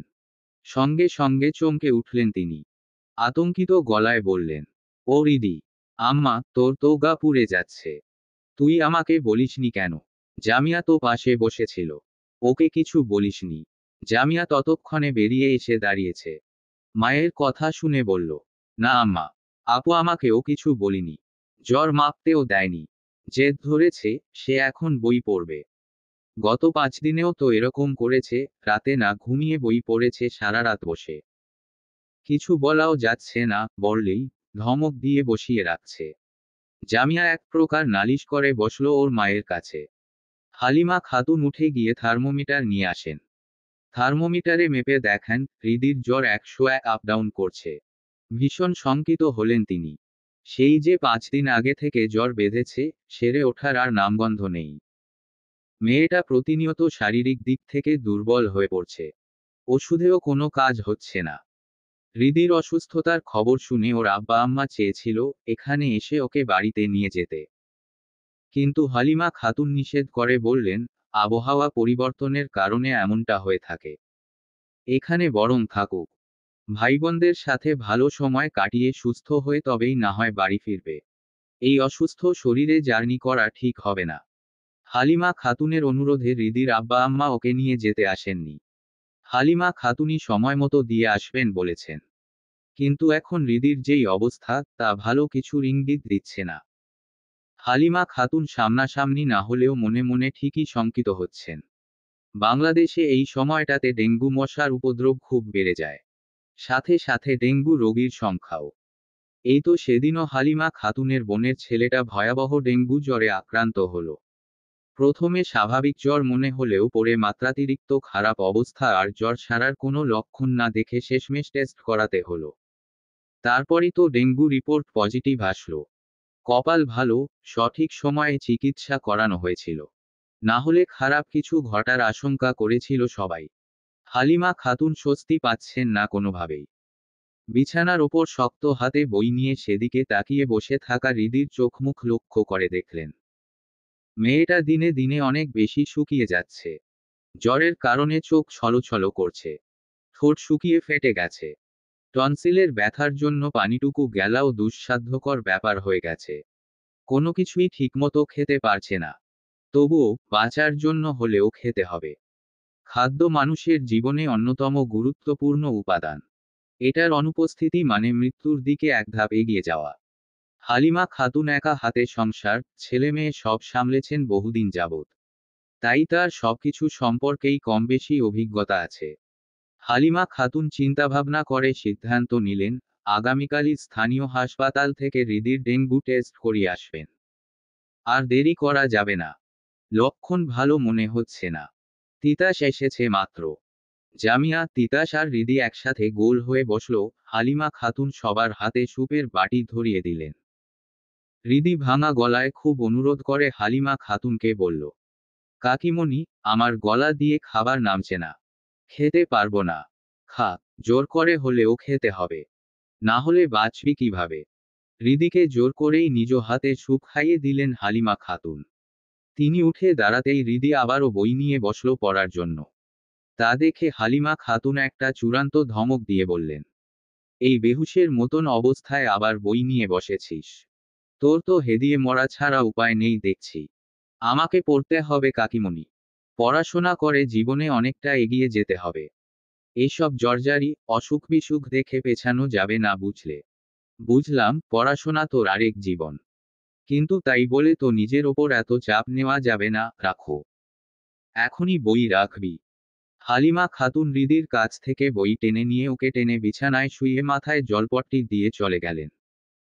জামিয়া আর তিতাস হৃদির পাশে বসে নানান বিষয় নিয়ে গল্পাড্ডা দিতে ব্যস্ত হলো। হৃদি চুপচাপ ওদের কথা শুনতে লাগলো। আজ প্রচুর কাজের চাপ আরবিনের ওপর। নিজস্ব ডেস্কে বসে অনবরত হাত চলছে ওর কম্পিউটারের কিবোর্ডের ওপর। এরই মধ্যে অরবিন্দু এসে দুবার দুটো ফাইল দিয়ে গেছে।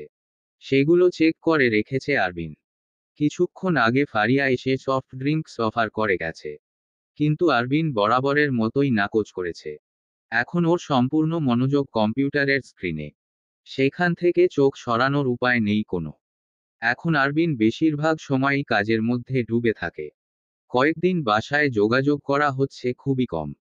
দিনে দুয়েকবার আব্বা আম্মার সাথে কথা হচ্ছে। বন্ধুদের সাথে মাঝে মধ্যে। তবে হোয়াটসঅ্যাপে বন্ধুদের আড্ডা গ্রুপে চ্যাটিং চলে প্রায়ই। এভাবেই কেটে যাচ্ছে আরবিনের দিনগুলো।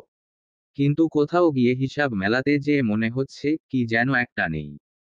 সেই কি যে কি, তা আরবিন ধরতে পারছে না কোনোভাবেই। অবশ্য এসব নিয়েও কখনোই তেমন ভাবে না ইচ্ছাকৃত। যদি কখনো মনের ভুলে ভাবনাতে চলে আসে, তখন একটু আধটু চিন্তা করা হয়, এই যা জীবনে যতটুকু যা কিছু পেয়েছে, তাই নিয়ে ওর সাজানো পরিকল্পনা। এর বাইরে আর কিছু ভাবতে চায় না আরবিন। সবেমাত্র আরেকটা নিউ ফাইল ওপেন করেছে আরবিন, তখনই ওর সেলফোন শব্দ করে বেজে উঠল। দ্রুত হাতে ফোন উঠালো আরবিন। এই অসময়ে তো কেউ আরবিনকে কল দেয় না। বেশিরভাগ সবাই জানে এটা আরবিনের কাজের সময়। একমাত্র হৃদয়ই কল দিত এই সময়ে। কিন্তু ও কেন কল দেবে? কথাগুলো ভাবতে ভাবতেই লোক খুলে ফোন স্ক্রিনে দেখল আরবিন। না, ওর আম্মা কল দিয়েছে। ব্যস্তভাবে কল রিসিভ করে কানে ধরল আরবিন। কোনোরকম খোঁজখবর নেওয়ার বাইরে গিয়ে ফোনের ওপাশ থেকে আফসানা বেগমের কণ্ঠস্বর শোনা গেল। আরবিনকে তিনি বললেন, তুমি কি অফিসে? জি আম্মা। কেমন আছেন? কেমন আছেন বাদ দাও এখন। ওসব বিষয়ে পরে কথা হবে। এখন জরুরি কথা শোনো। বলুন আম্মা। হৃদির সাথে তোমার কথা হয় না? হঠাৎ এমন প্রশ্ন কেন? আগে বলো, হয় কি না? হ্যাঁ হয়তো। কাজের চাপ একটু বেশি ছিল। তাই কিছুদিন তেমন কথা হয়নি। কিন্তু কেন? কি হয়েছে? আরবিন কিছুটা মিথ্যে বলল। হৃদির সাথে ওর আজ নিয়ে প্রায় 1 সপ্তাহের কাছাকাছি সময় কথা হয় না। তাছাড়া হৃদিও আর কন্ট্যাক্ট করেনি। আফসানা বেগম বললেন, হৃদির ডেঙ্গু জ্বর হয়েছে। আজ টানা 6 দিন বিছানায় শুয়ে আছে। উঠে বসতেও পারছে না। পরশু তো অবস্থা গুরুতর খারাপ হয়ে গিয়েছিল। গতকাল নাকি ওর কাকি হসপিটালে নিয়ে যেয়ে ডেঙ্গু টেস্ট করায়। সন্ধ্যায় রিপোর্ট পজিটিভ আসে। এরপরই হৃদিকে বাড়িতে এনে স্যালাইন দেওয়া হচ্ছে। জ্বরের মাত্রা নাকি আরও বেড়েছে। আমি এসব শুনলাম তোমার আব্বার কাছ থেকে। তিনি আজ সংবাদ পেয়েছে বেআইয়ের মাধ্যমে। হৃদির চাচাবাড়ি অনেক দূরে হওয়ায় আমরা আর আজকে যেতে পারিনি। তাছাড়াও বেআইনি আগামীকালকে তাদের মেয়েকে দেখতে যাবেন। তখন একসাথেই আমরা যেতে চাচ্ছি। হৃদির নাম্বারে কল দিয়েছিলাম কিছুক্ষণ আগে। জ্ঞান হারিয়েছিল নাকি, এজন্য কথা বলতে পারেনি। ওর কাকির সাথে কথা হয়েছে কিছুক্ষণ। তখন সে বলল যে, তুমি তো কল দিয়ে খোঁজ নাওনি। আরবিন ওর আম্মার কথা স্তব্ধ হয়ে শুনছে। হাতের রগে যেন চিনচিনে ব্যথা অনুভব হচ্ছে। মাথা ঝিম মেরে আছে। আরবিনের কি হলো জানে না ও। ধীর গলায় বলল, আম্মা, আমি আপনাকে পরে কল করছি। রাখি, আল্লাহ হাফেজ। আরবিন কল কেটে দিল। কন্ট্যাক্ট লিস্টে ঢুকে খুঁজে বের করে, বেয়াদব মেয়েমানুষ লিখে সেভ করা নাম্বারটাতে কল করল ব্যস্ত হাতে। কিন্তু আইটি সেক্টরে এক্সপার্ট লেফটেন্যান্ট আরবিন সঙ্গে সঙ্গে বুঝে গেল, হৃদি ওকে ব্লক করেছে। আরবিনের মন মেজাজ ঠিক নেই। প্রচণ্ড অস্থিরতা কাজ করছে মস্তিষ্কে। হোয়াটসঅ্যাপে গিয়ে দেখল, সেখানেও ব্লক করে রেখেছে ওকে। আরবিন চেষ্টা অব্যাহত রাখল, ফেসবুকে গিয়ে হৃদির আইডি সার্চ করল, না, আইডিও আসছে না। তার মানে ফেসবুক থেকেও ওকে ব্লক দিয়েছে হৃদি। আরবিন উঠে দাঁড়ালো। মুখে হাত চেপে অস্থিরতার সাথে অনবরত পায়চারি করতে লাগল। বিড়বিড় করে বলল, হাউ রিডিকিউলাস! কন্ট্যাক্ট করতে নিষেধ করেছি বলে সব জায়গা থেকে ব্লক করেছে। ওকে তো আমি। আরবিন রয়্যাল চেয়ারে বসে এক গ্লাস পানি পান করে রাগ সংবরণ করার বৃথা চেষ্টা করল। মেজাজটা যে এমন কেন? বিনা কারণে হুড়মুড়িয়ে বেড়ে যায় হঠাৎ হঠাৎ। আরবিন প্রচণ্ড নাছোড়বান্দা। আবার ওর আম্মাকে কল দিল। ওর আম্মা কল রিসিভ করতেই আরবিন বলল, আম্মা, আপনার কাছে হৃদির কাকিমণির মোবাইল নাম্বার আছে? না তো আব্বা। আপনি এখনই হৃদির নাম্বারে কল দিয়ে ওর কাকিমণির নাম্বারটা নেবেন। তারপর আমাকে দেবেন। কেন, কি হয়েছে? ইমিডিয়েট দরকার আছে আম্মা। আপনাকে এখন বলতে পারছি না। আচ্ছা, দাঁড়াও আমি দেখছি। আফসানা বেগম কল কাটলেন। আরবিন চুল টেনে পেছনের দিকে ঠেলে চিন্তিত মুখে বসে রইল অন্যমনস্কভাবে। আফসানা বেগম আবারও কল দিলেন প্রায় 8 মিনিট পরে। আরবিন তার কলের অপেক্ষাতেই ছিল। কল রিসিভ করতেই আফসানা বেগম হৃদির কাকিমণির নাম্বারটা আরবিনকে বলল। আরবিন নাম্বারটা নোটপ্যাডে নোট করে নিল। আফসানা বেগমের সাথে কথা শেষ করে হৃদির কাকিমণির মোবাইল নাম্বার কললিস্টে উঠালো আরবিন। কাকিমণির নাম্বারে কল করতেই তিনি মিনিট দুয়েক পরে রিসিভ করলেন। আরবিন তাকে পরিচয়সহ অত্যন্ত ভদ্রতার সহিত সালাম কালাম দিয়ে আর টুকটাক সৌজন্যতামূলক কথাবার্তা বলার পরে বলল, কাকিমণি, হৃদির অসুস্থতার খবর শুনলাম। আসলে আমি মারাত্মক কাজের প্রেসারে আছি, তো তাই ওর সাথে তেমন কথা হয়নি। আপনি যদি একটু ওর কাছে ফোনটা দিতেন। ওর তো হাতে ক্যানোলা লাগানো বাবা। কিছুক্ষণ আগে হুঁশে এসেছে। আজকে জ্বর আরও মাত্রা ছাড়িয়েছে। বিকাল পর্যন্ত দেখতে বলেছেন একজন পরিচিত ফার্মেসির ডাক্তার। তারপর অবস্থা স্বাভাবিকের দিকে না আসলে হসপিটালে অ্যাডমিট করাতে হবে। মেয়েটার আমার মারাত্মক কষ্ট পাচ্ছে। মুখের দিকে তাকানো যায় না। কাকিমণির কথা শুনে আরবিন চুপ করে রইল কিছুক্ষণ। তারপর অনুরোধের সুরে বলল, জাস্ট একবার ওর কাছে ফোনটা দিন কাকিমণি। বেশি কথা বলবো না। স্রেফ 2 মিনিট লাগবে। আচ্ছা, দিচ্ছি। ও ফোন হাতে ধরতে পারলে তো ভালো। হালিমা খাতুন জামিয়ার ঘরে আসলেন। এখানে হৃদির থাকার ব্যবস্থা করা হয়েছে। খাটের পাশ ঘেঁষে হৃদির মাথার কাছে একটা স্ট্যান্ড রাখা হয়েছে। তাতে স্যালাইন ব্যাগ ঝুলিয়ে স্যালাইন টিউব ক্যানোলার সাথে সংযুক্ত করে হৃদির হাতের শিরায় প্রবেশ করানো হয়েছে। আগে একটা, এরপর এখন একটা, পরপর দুটো স্যালাইন চলছে আজ। হালিমা খাতুন হৃদির মাথার পাশে বসে ওর মাথায় আলতো করে হাত বুলিয়ে আস্তে ধীরে ডাকলেন ওকে। হৃদি ঘুমায়নি। তবে চোখ বুজে শুয়েছিল। কাকিমণিকে দেখে জিজ্ঞাসাসূচক দৃষ্টিতে তাকালো। হালিমা খাতুন বললেন, আরবিন কল দিয়েছে। কথা বলতে চাচ্ছে তোর সাথে। নে। হৃদি আশ্চর্য হলো। সাথে হতভম্ব। অসুস্থ শরীরে যেন এসব ওর শরীরে আরো সূচালো কাটার ন্যায় বিঁধতে লাগলো। বিমোর চাহনিতে কিছুক্ষণ কাকিমণির দিকে তাকিয়ে থেকে ও বহুকষ্টে জবাব দিল, আমি উনার সাথে এখন কথা বলতে চাই না কাকিমণি। তুমি নিষেধ করে দাও। আরবিন তখন কলেই ছিল। ফোনের ওপাশ থেকে সব শুনছিল। হালিমা খাতুন বললেন, কেন কথা বলবি না? ঝগড়া হয়েছে তোদের? হৃদি মাথা নেড়ে না বোঝালো। হালিমা খাতুন কিছু একটা বুঝলেন যেন। হৃদির খালি হাতে ফোন ধরিয়ে দিয়ে বললেন, একবার একটু কথা বলে নে। ছেলেটা টেনশন করছে। কথাটা বলে হালিমা খাতুন ঘর থেকে বেরিয়ে গেলেন। হৃদি অসহায় চাহনিতে ওর কাকিমণির চলে যাওয়া দেখল। নিরুপায় হয়ে ফোন কানের সাথে চেপে ধরল। সঙ্গে সঙ্গে ওপাশ থেকে একটা চিন্তিত কণ্ঠস্বর শোনা গেল, কি অবস্থা এখন তোমার? কেমন আছো? যেমনই থাকি, আপনাকে বলতে যাব কেন? কে আপনি? এখনো পর্যন্ত তোমার হাজবেন্ড। অবশ্যই আমার জানার অধিকার আছে। আমি মানি না। আপনাকে চিনি না আমি। হৃদি প্রচণ্ড শক্ত গলায় কথাটা বলল। আরবিন দাঁতে দাঁত চেপে শুনল, সহ্য করে নিল। তারপর আবারও শান্ত গলায় প্রশ্ন করল, সব জায়গা থেকে ব্লক করেছো কেন? কন্ট্যাক্ট করার কোনো ওয়ে রাখুনি কেন? আমার মর্জি, তাতে আপনার কি? হৃদি প্রায় চিল্লিয়ে উঠল। আরবিন তবুও প্রতিক্রিয়াহীন।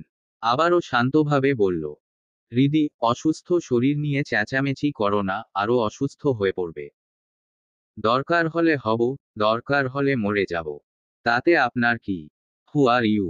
আরবিন এবার আর সহ্য করতে পারল না। অনেকক্ষণ দাঁতে দাঁত চেপে সহ্য করেছে ও। নিজের রাগ সংবরণ করেছে, কিন্তু আবারও এই মেয়ে সহ্যসীমা পার করে গেছে। আরবিন এবার হালকা চেঁচিয়ে বলে উঠল, এই মেয়ে, সমস্যা কি তোমার? মেরে ফেলবে আমাকে? তো আসো, এসে মেরে দিয়ে যাও। ডিরেক্ট ছুরি বসিয়ে দেবে।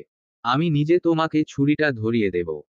তবুও এত যন্ত্রণা দেবে না। I can't tolerate this. Continuously তুমি এত প্যারা দিচ্ছ কেন আমাকে? তোমার জন্য এত অশান্তিতে থাকতে হচ্ছে কেন? হৃদি এবার প্রায় কেঁদেই ফেলবে। নিজেকে সামলে ঠোঁটে ঠোঁট চেপে ঝাঝালো কণ্ঠে বলল, আপনার সাথে আমি কন্ট্যাক্ট করি না, আপনাকে জ্বালাই না। তবু আপনি বলছেন আমি আপনাকে যন্ত্রণা দিই, অশান্তি দিই। হ্যাঁ দাও। ভাগ্যিস দূরে সরে এসেছি। দূরে দূরে থেকেই এত যন্ত্রণা দাও, কাছাকাছি থাকলে বোধহয় মেরাই ফেলতে। আমি আসবো শীঘ্রই। তোমার শরীর, মনের উত্তাপ আর তেজ ছুটিয়ে ছাড়ব। তারপর দেখব কিভাবে যন্ত্রণা দাও। হাতের শিরার সাথে সংযুক্ত ক্যানোলায় টান লাগতেই ব্যথায় উহ শব্দ করে উঠল হৃদি। ফোনের ওপাশ থেকে হৃদির ব্যথিত আওয়াজ শুনে হতচকিত হলো আরবিন। অস্থির কণ্ঠে জিজ্ঞাসা করল, কি হয়েছে? হাতের ক্যানোলায় টান লেগেছে। ওহ, কি অসহ্য যন্ত্রণা হচ্ছে। কথাটা বলে ব্যথায় ঠোঁটে ঠোঁট চেপে চোখ বুজে নীরব হয়ে পড়ে রইল হৃদি। আরবিন অস্থির হয়ে উঠল। চেয়ার ঠেলে উঠে দাঁড়িয়ে অস্থিরতার সাথে বলল, কেঁদো না। স্থির হয়ে বসে থাকো, নড়াচড়া করো না। আরো বেশি ব্যথা পাবে।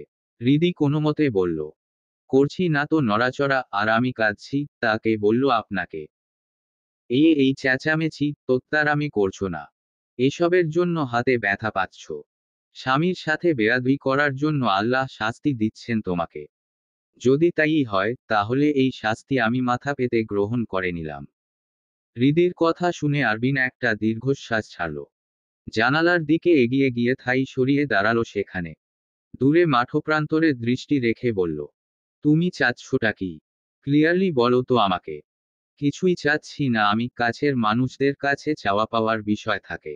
আপনি আমার কাছের মানুষ নন। আমি কাছের না হলে কে তোমার কাছের মানুষ হবে? Answer me. ওই আমার প্রেমিকটা আছে না, আমাকে পছন্দ করে যেটা, ওই আমার কাছের মানুষ। বেচারা কত ভাবে আমাকে নিয়ে। আমার অসুস্থতার খবর শুনে ওই তো সর্বপ্রথম আমার খোঁজ খবর নিয়েছিল। এজন্য ওকেই আমি কাছের মানুষ মনে করি। বেয়াদব। স্বামীর সামনে অন্য ছেলের কথা মুখে আনো, থাবড়ে তোমার দাঁত ফেলে দেব। দাঁতে দাঁত চেপে কথাটা বলল আরবিন। হৃদি প্রত্যুত্তরে বলল, আরে দিয়েই দেখুন না। সামনে পেলে সিরিয়াসলি দিয়ে বসতাম।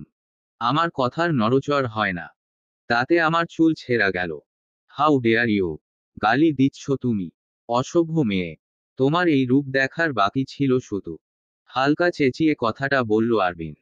হৃদি ওপাশ থেকে বলল, গালি কোথায় দিচ্ছি? এটা গালি হলো? হ্যাঁ হলো। শোনো, ওই ছেলের কাছে তোমার নাম্বার আছে। কোন ছেলে? যেই হারামজাদাটা তোমাকে পছন্দ করে। হ্যাঁ আছে তো। থাকবে না কেন? নাম্বার পেয়েছে কিভাবে ছাগলটা? অবভিয়াসলি আমি দিয়েছি। তোমাকে যে আমি সামনে পেলে কি করব হৃদি? সহ্যসীমা ছাড়িয়ে ফেলছ কন্টিনিউসলি। আরবিন কপালে আঙুল চেপে ধরে চেয়ারে বসল। দুই আঙুলে কপাল স্লাইড করতে লাগলো। অসহ্য মাথা যন্ত্রণা করছে ওর। কি চিনচিনে ব্যথা। হৃদি এবার ফোনের ওপাশ থেকে বলল, আপনার সমস্যা কি? আমার লাইফ, আমি যা খুশি করব। আপনার সাথে আমার কোনো সম্পর্ক থাকবে না। শো, আপনি আমার বিষয়ে নাক গলাবেন না। নিজের দেশ নিয়ে পড়ে থাকুন, দরকার হয় দেশের জন্য মরুন। যান। চুপ। একদম চুপ। তোমার আব্বা আম্মা জানে তুমি এতটা বেয়াদব হয়েছ। তোমাকে আমি বহুবার ওয়ার্ন করেছি, এভাবে কথা বলবে না। লিমিট ক্রস করবে না বারবার। এ ধরনের ফাতরামি মার্কা কথাবার্তা আমি সহ্য করতে পারি না, রেগে গিয়ে পাল্টা কিছু বলে দেব। আর তারপর কান্নাকাটি করে জনে জনে বলে বেড়াবে, আরবিন ভালো লোক না। হ্যাঁ, আপনি তো আসলেই ভালো লোক না। ছাড়ো। তোমার সাথে কথা বাড়ানোর ইচ্ছা নেই, তর্ক পছন্দ করি না। আর মাথামোটার সাথে তো মোটেও না। আমার কাজ আছে। তোমার সাথে ফালতু বকবক করে সময় নষ্ট করতে পারবো না। আরবিনের কথা শুনে হৃদি আশ্চর্য হলো। হা করে কিছুক্ষণ ফোনের দিকে তাকিয়ে রইল। এই লোকটাই ওকে যেচে কল দিয়েছিল। একটুখানি কথা বলার জন্য কত অনুরোধ। আর এখন এই কথা, কতটা ইগো হলে মানুষ এরকম আচরণ করতে পারে। হৃদি আবারও শক্ত গলায় দাঁতে দাঁত চেপে পাল্টা বলল, আপনার সাথে কথা আমি বলতে চাইনি। যেচে এসেছিলেন আপনি। আপনাদের মতো পুরুষদের খুব ভালো করে চেনা হয়ে গেছে। 12 ঘাটের পানি খেয়ে এসে এক ঘাটে ভিড়তে আর ভালো লাগে না আপনাদের। আপনাদের মেসেঞ্জার ঘাটলে শিওর আস্তাগফিরুল্লাহ বলে বের হয়ে আসতে হবে। মেসেজ চেক করলে চোখ অপবিত্র হয়ে যাবে। বউ তো ভালো লাগে না আপনাদের। লাগার কথাও নয়। ওসব রাস্তার মেয়ে মানুষদেরই যোগ্য আপনারা। তাছাড়া আপনার মতো অতি দেশপ্রেমী মানুষের সাথে কথা বলার রুচিও হয় না আমার। ফটর ফটর না করে চুপচাপ কথা শোনো। পারবো না। এখনই সব জায়গা থেকে আমার ব্লক খুলবে। পারবো না। আমি ওয়ার্ন করছি হৃদি। ভয় পাই না। তোমার আব্বুর কাছে কিন্তু তোমার বেয়াদবির জন্য নালিশ করব। তবুও ভয় পাই না। অফো। অসহ্য একটা তুমি। বিরক্ত লাগছে। তোমাকে তুলে একটা আছাড় মারতে পারতাম। আপনাকে আস্ত রাখতাম। কি করতে শুনি? চুল সব টেনে ছিঁড়ে ফেলতাম। আর নখ দিয়ে আঁচড় দিতাম। আর কাওড় দিতাম। কোথায়? হাতে? নাকে? নাকি ঠোঁটে? আরবিন ঠোঁট চেপে হাসি আটকে প্রশ্নটা করল, হৃদির কান গরম হয়ে গেল। এই লোকটা অসভ্য কথাবার্তা ছাড়া আর কিছু বলতে পারে না। কল কাটছি। হৃদি আর কিছু বলল না বা আরবিনকেও বলার সুযোগ দিল না। ঠাস করে কল কেটে দিল ও। রাগে শরীর কাঁপছে। দাঁত কামড়ে চোখ বুজে নিজের রাগ নিয়ন্ত্রণ করার চেষ্টা করল হৃদি। অতিরিক্ত রাগ উঠলেই ওর কান্না পায়। এখনো পাচ্ছে। চোখের কোণ বেয়ে সামান্য এক ফোঁটা জল গড়িয়ে পড়ল হৃদির। ও মুছে ফেলার চেষ্টা করল না। বরং হাতের মুঠোয় সেলফোনটা শক্ত করে চেপে ধরে চোখ বুজে বিড়বিড় করে বলল, লোকটা কি ভালো হবে না? এই সম্পর্কের শেষ কথায়। আমি তো আর সহ্য করতে পারছি না। কবে এসবের জন্য মরে যাব? আরবিজ স্থির দৃষ্টিতে আনমনে কিছুক্ষণ ফোনের দিকে চেয়ে রইল। তারপরেই ডেস্কে শক্ত হাতে থাবা বসিয়ে উচ্চকণ্ঠে বলে উঠল, ওহ শিট। আবারও। মেজাজটাকে যদি একটু কন্ট্রোল করা যেত। মেয়েটা একটুও স্বস্তি দিচ্ছে না। দিনে দিনে ধরাছোঁয়ার বাইরে চলে যাচ্ছে। আরবিন পিসিতে কাজ করছিল। ঘড়ির কাঁটায় এখন বিকাল 4:30। দুপুরের খাওয়া হয়নি আজও। জব জয়েনের আজ 3 মাসের কাছাকাছি সময়ে অবস্থান করছে আরবিন। এখনই অথরিটিতে ছুটির বিষয়ে কোনো কথা বলা যাবে না, যেহেতু তারা সরাসরি ছুটির কথা উল্লেখ করেনি এর মধ্যে।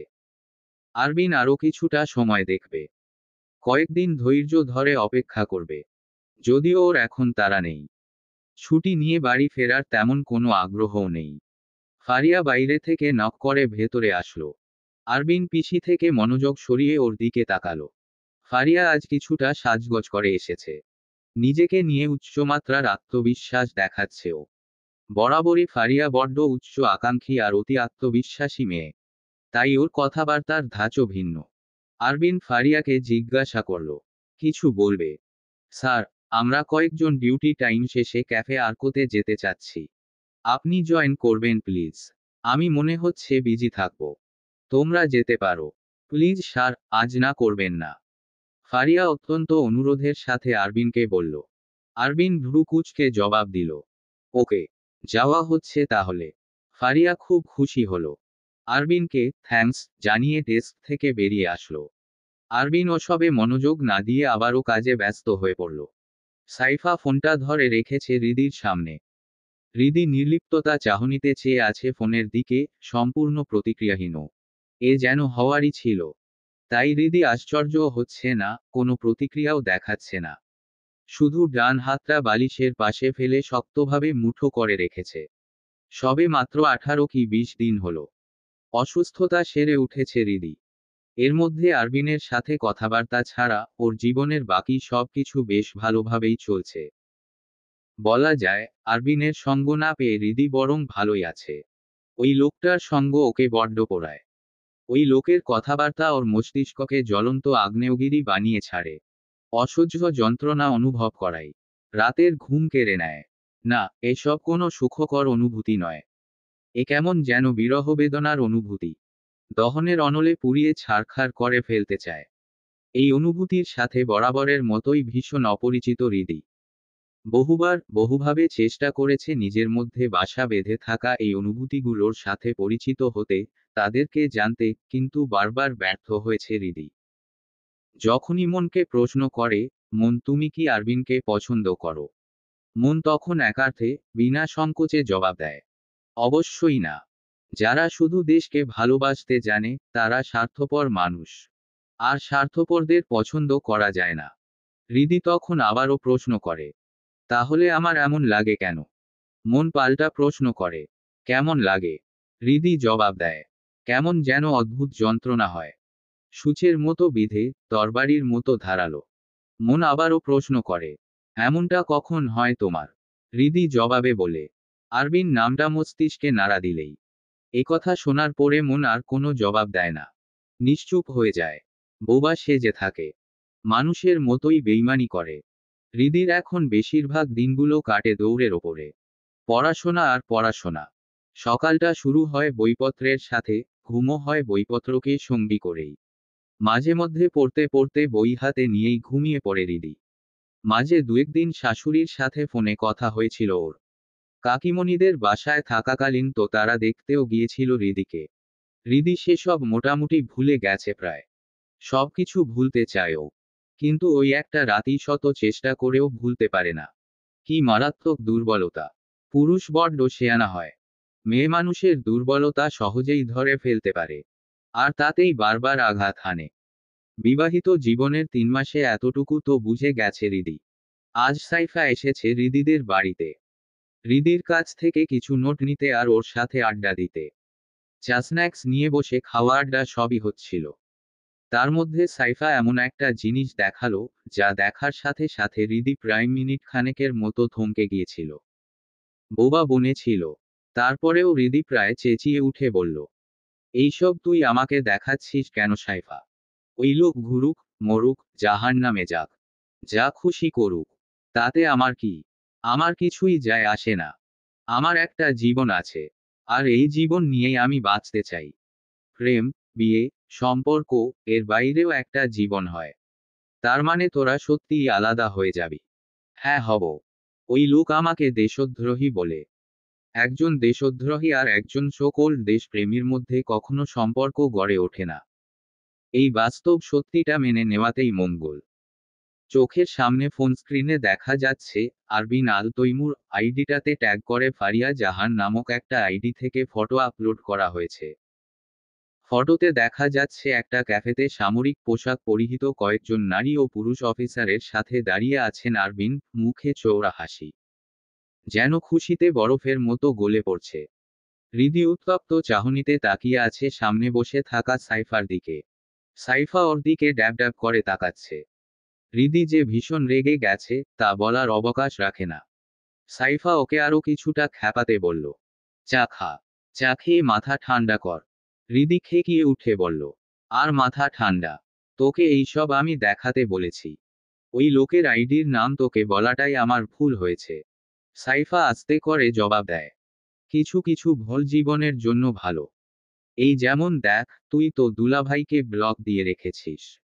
এখন আমি যদি আইডির খোঁজ পেয়ে গোয়েন্দাগিরি করে ভেতরে ঢুকে না দেখতাম, তাহলে তো জানতেই পারতিস না এসব।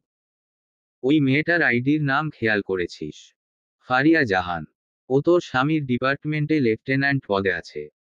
ওই মেয়েটাই তো দুলাভাইকে ট্যাগ দিয়ে ফটো পোস্ট দিল গতকাল। আইডি পাবলিক করা ছিল বলে আমি দেখতে পেরেছি। তোকে রাতেই জানাতাম। কিন্তু তোর যদি চিন্তায় ঘুম না হতো রাতে, এজন্য জানাইনি। অযৌক্তিক কথাবার্তা বলিস কেন? এসব আউলফাউল মানুষ কাহিনী করে বেরাবে, আর রাতের ঘুম হারাম হবে আমার। হাস্যকর কথাবার্তা।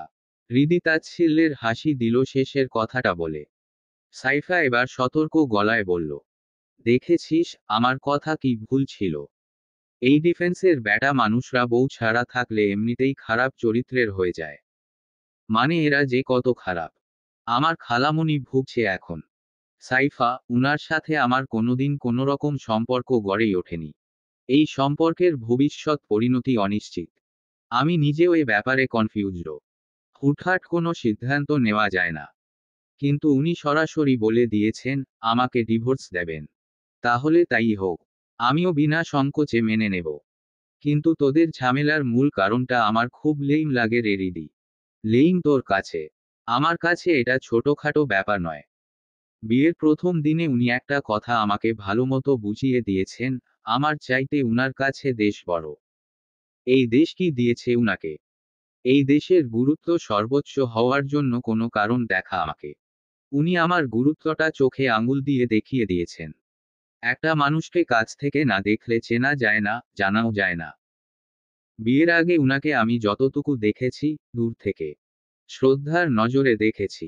উনার সম্পর্কে খুবই কম জেনেছি। সেখানে উনার মনোভাবের কথা জানা আমার জন্য কি খুব সহজ ছিল। তারপর বিয়ের পরবর্তী সময়ে যখন আমি স্ত্রীর অধিকার এবং সম্পর্কের গুরুত্ব নিয়ে এগিয়ে গেলাম, তখন উনি ইগো দেখিয়ে দূরে সরে গেলেন। আর আমার সাথে কি করেছিলেন, তা তো নাই বলি। কি করেছে রে? কিছু হয়েছে তোদের মধ্যে? সাইফা রিদির সামনাসামনি এক হাতের মতো দূরত্ব রেখে বসেছিল। এবার ও দ্রুত এগিয়ে এসে রিদির হাত চেপে ধরে ফিসফিসিয়ে প্রশ্নটা করল। রিদি উল্টো দিকে মুখ ঘুরিয়ে বলল, শর্ত, আমাদের স্বামী স্ত্রীর পার্সোনাল ম্যাটার তোর শুনতে হবে না। ভালো আছিস, ভালো থাক। তার মানে সত্যিই তোদের মধ্যে কিছু হয়েছিল? তাহলে তুই এই সম্পর্ক শেষ করবি কিভাবে রিদি? যেখানে তোর। চুপ, চুপ কর। আর কিছু বলিস না। আমি এসব প্যারা এখন মোটেও নিতে চাচ্ছি না সাইফা। এক্সামটা ভালোভাবে দিই। আর বেশি দিন সময় নেই হাতে। রেজাল্ট ভালো না হলে আমার মেডিকেল, পাবলিক ভার্সিটি কিছুতেই চান্স হবে না। সাইফা কিছুক্ষণ চুপ করে থেকে তারপর বলল, তোর জীবনের গুরুত্বপূর্ণ সিদ্ধান্ত ভেবেচিন্তে নিস রিদি। তোর জন্য আমার বড্ড চিন্তা হয়। আমার খালামণির মতো দুর্ভাগা কপাল তোর না হোক এই দোয়া করি। ছাগল লাগে তোর আমাকে। ওই লোক বেশি তোত্তারামি করলে ডিরেক্ট নারী নির্যাতনের মামলা দিয়ে দেব। তখন চাকরিও যাবে, বউও যাবে আর সব ভাবও ফটে যাবে। সাইফা তোরাক করে উঠে দাঁড়ালো রিদির কথা শুনে অবাক কণ্ঠে জিজ্ঞাসা করল, তাই বলে দুলাভাইয়ের নামে নারী নির্যাতনের মামলা দিবি তুই? কেন রে? দুলাভাই তোকে কিছু করেছে? তোরা তো একসাথে থাকলিই না কখনো। কি করেছে সেটা আমি বানিয়ে নেব। এই দেখ, উনি আমাকে ধাক্কা দিয়ে মেরেছিল। তারপর কেটে গেছে। আরও তো কত কিছু আছে। এটা জাস্ট একটা স্যাম্পল। ঠিক আছে না? কথাটা বলে ফ্রকের হাতা উঠিয়ে কনুইতে একটা কাটা দাগ দেখালো। সাইফা হতভম্ব হয়ে বলল, কিন্তু এইটা তো সেদিন হোঁচট খেয়ে পড়ে টিনে কেটে। ওইয়ে বললাম না, বানিয়ে নেব। ওই লোক শেয়ানা হলে আমি শের শেয়ানা। আমাকে মোচকাতে পারবে, ভাঙতে না। ব্যাটা মানুষকে এভাবেই শিক্ষা দিতে হয়। আর যদি স্বামী হয় ডিফেন্সের, তাহলে মনে করবি এদেরকে উচিত শিক্ষা দিতে আরো বেশি সুবিধা আছে। আচ্ছা শোন, মন খারাপ করিস না। কে মন খারাপ করছে? বিন্দাস আছি আমি। তাহলে চল, ঘুরে আসি একটু। না, এখন বেরোতে ইচ্ছা করছে না। আরে চল না। কয়েকদিন পর তো এমনিই বেরোনো হবে না। পরীক্ষার জন্য সবাই ব্যস্ত হয়ে পড়ব। আজকে বরং পশ্চিমপাড়ার ওদিক থেকে আজিজ চাচার ফুচকা খেয়ে আসব। অটোতেই তো যাব, বেশি সময় লাগবে না। আধা ঘন্টায় ঘুরে ফিরে চলে আসতে পারবো। রিদি এবার রাজি হয়ে বলল, আচ্ছা, আমি আম্মাকে বলে আসি তাহলে। রিদি রুম ছেড়ে বেরিয়ে গেল। ফিরল মিনিট তিনেকের মধ্যে। ঘরে এসে বলল, আম্মা যেতে দিতে রাজি হয়েছে। আমি রেডি হই তাহলে। আজ লেফটেন্যান্ট আরবিন কয়েকজন জুনিয়র সেনা অফিসারদের আইটি ও সাইবার সিকিউরিটির ওপর ট্রেনিং দিচ্ছে। যেহেতু আরবিনের অভিজ্ঞতা বেশি, তাই বেশিরভাগ সময়ই এই কাজের দায়িত্ব ইউনিট কমান্ডার ওকেই দেন। আরবিন নতুন জুনিয়র সেনা অফিসারদের ট্রেনিংয়ের প্রথম দিনেই বুঝালো, যুদ্ধক্ষেত্র এখন আর শুধু মাটিতেই সীমাবদ্ধ নেই। এটি ছড়িয়ে পড়েছে ভার্চুয়াল জগতেও। আরও বিস্তারিতভাবে বুঝাতে আরবিন বলল, তোমরা এখন দেশের ডিজিটাল ঢাল।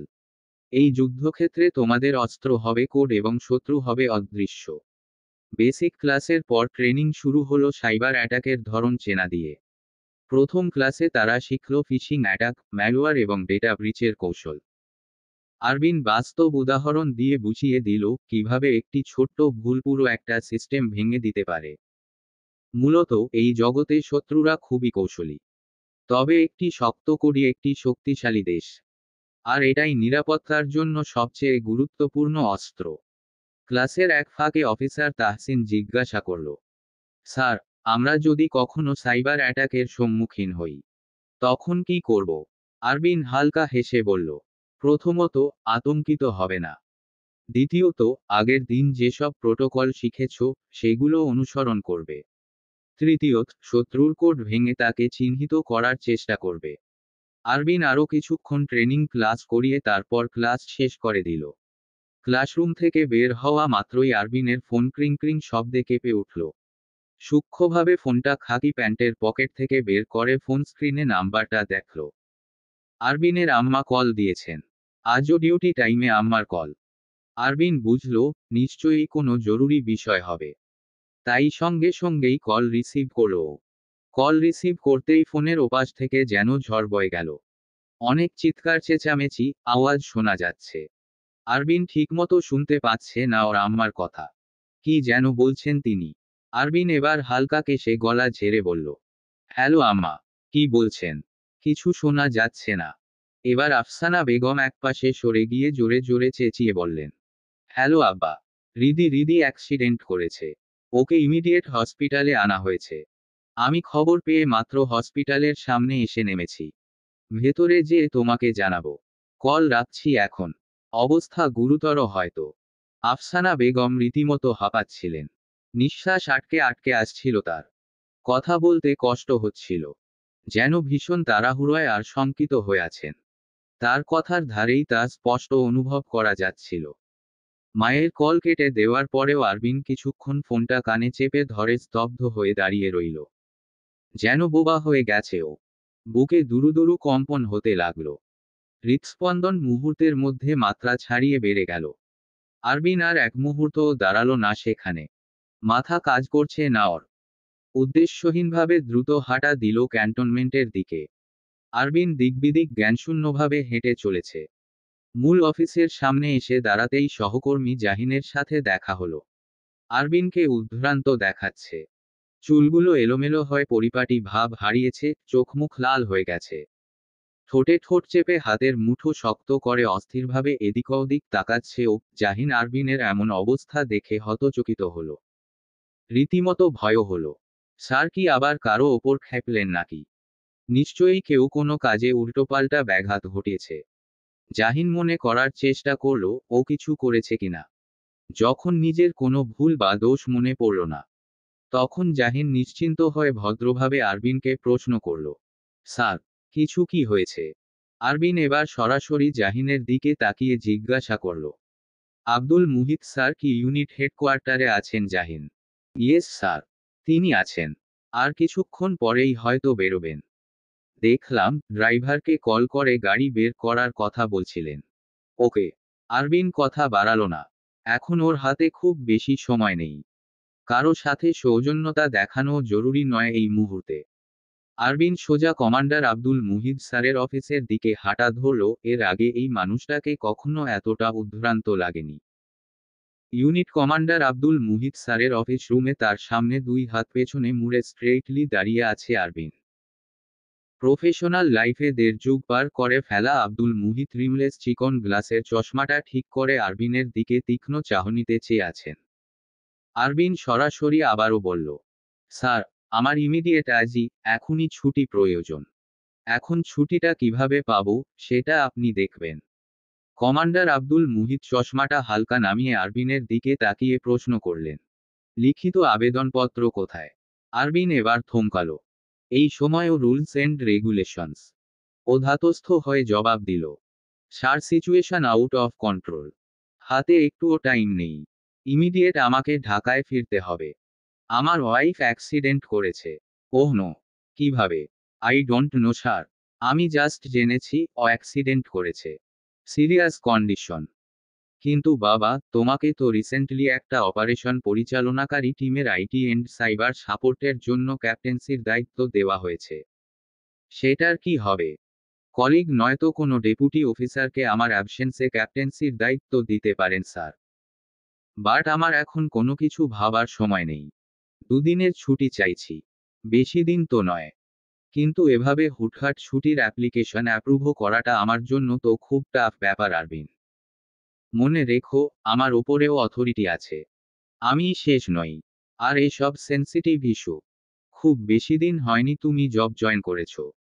তাছাড়াও তোমার ওপর একটা আইটি টিমের ক্যাপ্টেন্সির দায়িত্ব রয়েছে।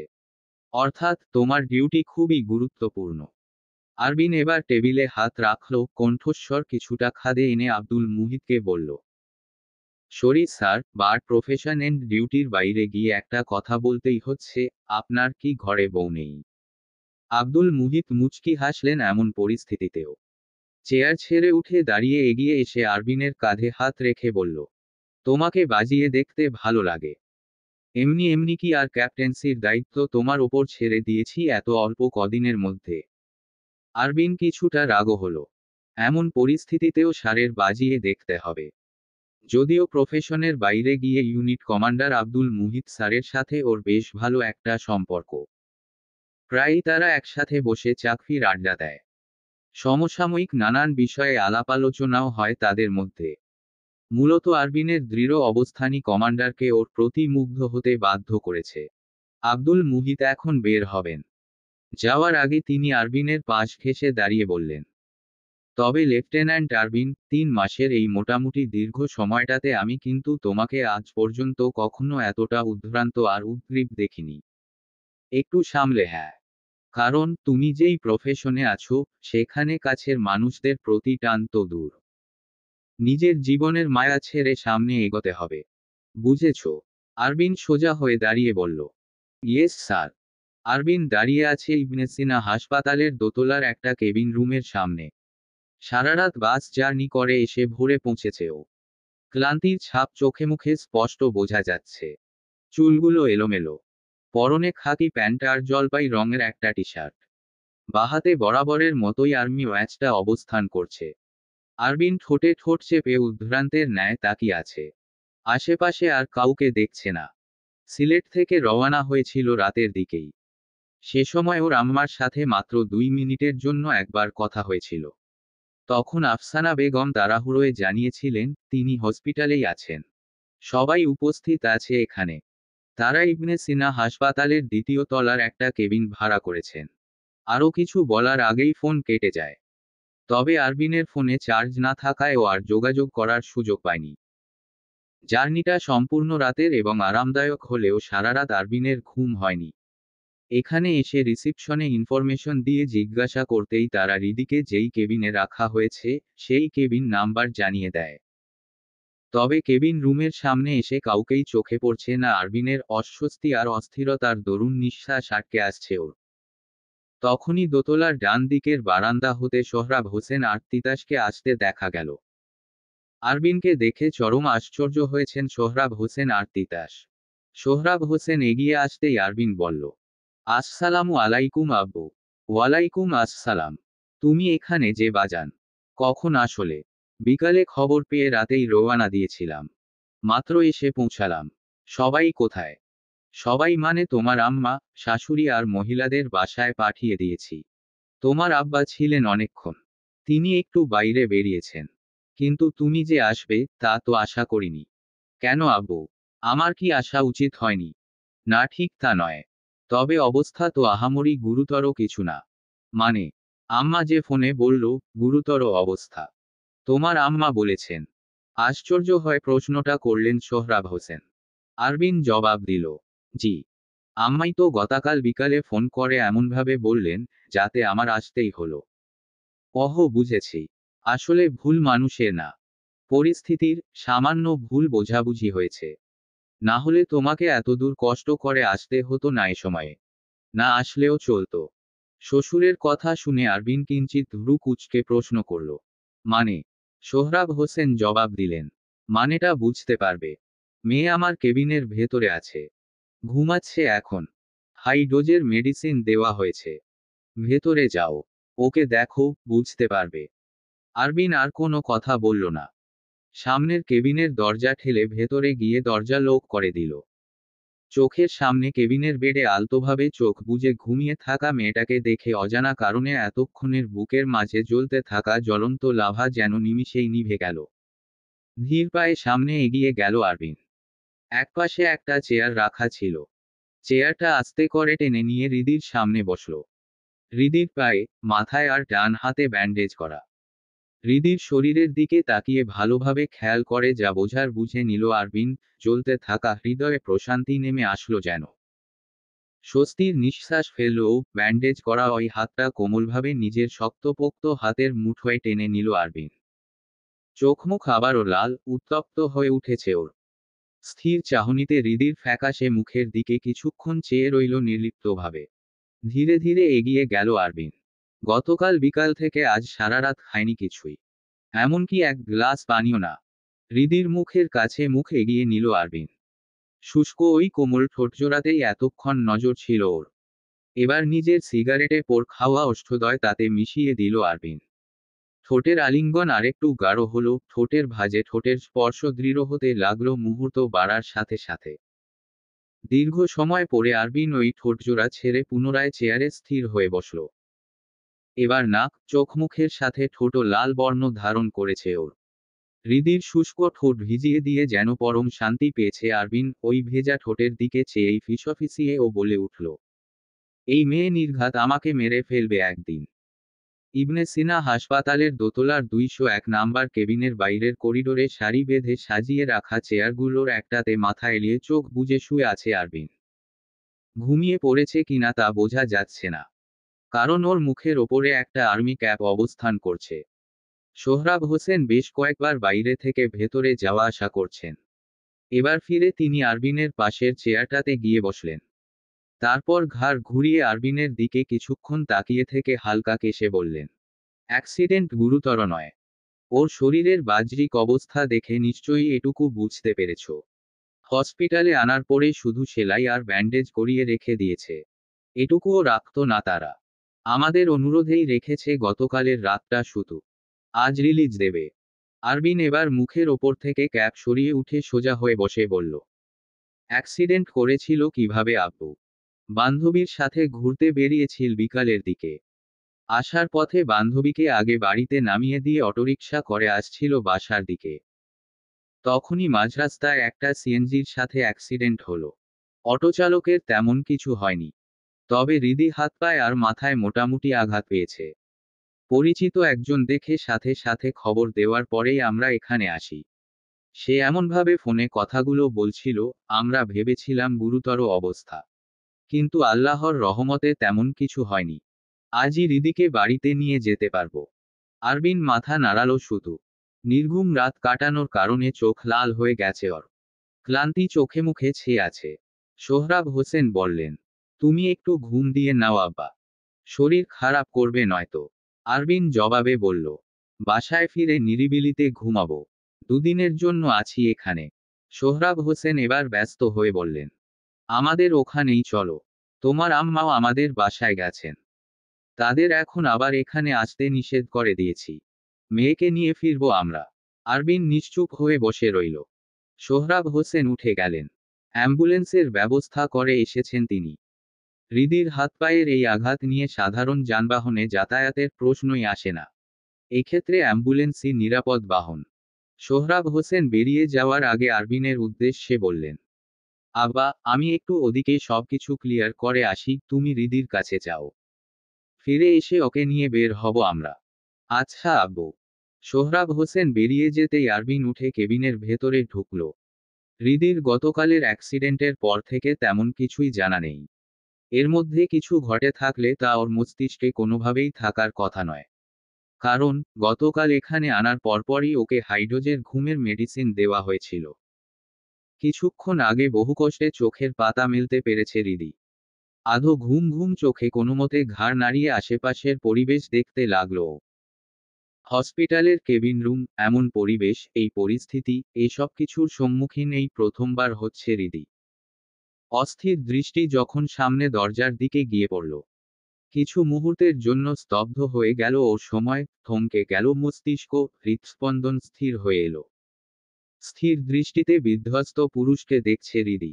ক্রমশই ওর অস্থিরতা বাড়ছে। হাতের আঙুল কেঁপে কেঁপে উঠছে। হৃদির চোখের কোণে হালকা অশ্রু জমল। তবে নিজেকেই বুঝতে দিল না ও। সেখানে আরবিনের বুঝতে পারা তো বহু দূরের বিষয়। আরবিন ধীরে ধীরে বুট জুতা পরিহিত পা জোড়া টেনে সামনে এগোলো। যতই দুজনের মাঝের অবস্থানগত দূরত্ব কমছে, হৃদির শরীর যেন অবশ হয়ে আসছে। মস্তিষ্ক উত্তপ্ত হয়ে উঠছে। খিচে চোখ বন্ধ করে নিল হৃদি। তবে চোখ বন্ধ থাকলেও বুঝতে পারল, ছোট বেডটায় ওর পাশের ফাঁকা স্থানে এসে বসেছে আরবিন। শক্ত হাতটা হৃদির হাতের ওপর রেখেছে। হৃদির হাত গরম ছিল। আরবিনের হাতের শীতল স্পর্শ ওর শরীরের সাথে সাথে মনেও কম্পনের সৃষ্টি করল। ঘুম ভেঙেছে কখন? রাশভারী কণ্ঠস্বরটা কানে আসতেই হৃদয়ে যেন জ্বলন শুরু হয়ে গেল হৃদির। এবার আস্তে ধীরে পিটপিট করে চোখের পাতা মেলে ও আশেপাশে তাকিয়ে বলল, আব্বু, আব্বু কোথায় তুমি? আব্বু বাইরে। আমি তোমার স্বামী উপস্থিত আছি এখানে। আমার সাথে কথা বলো। কি প্রবলেম হয়েছে? বলো তো। ওয়াশরুমে যাবে? নাকি ব্যথা বেড়েছে? দেখি।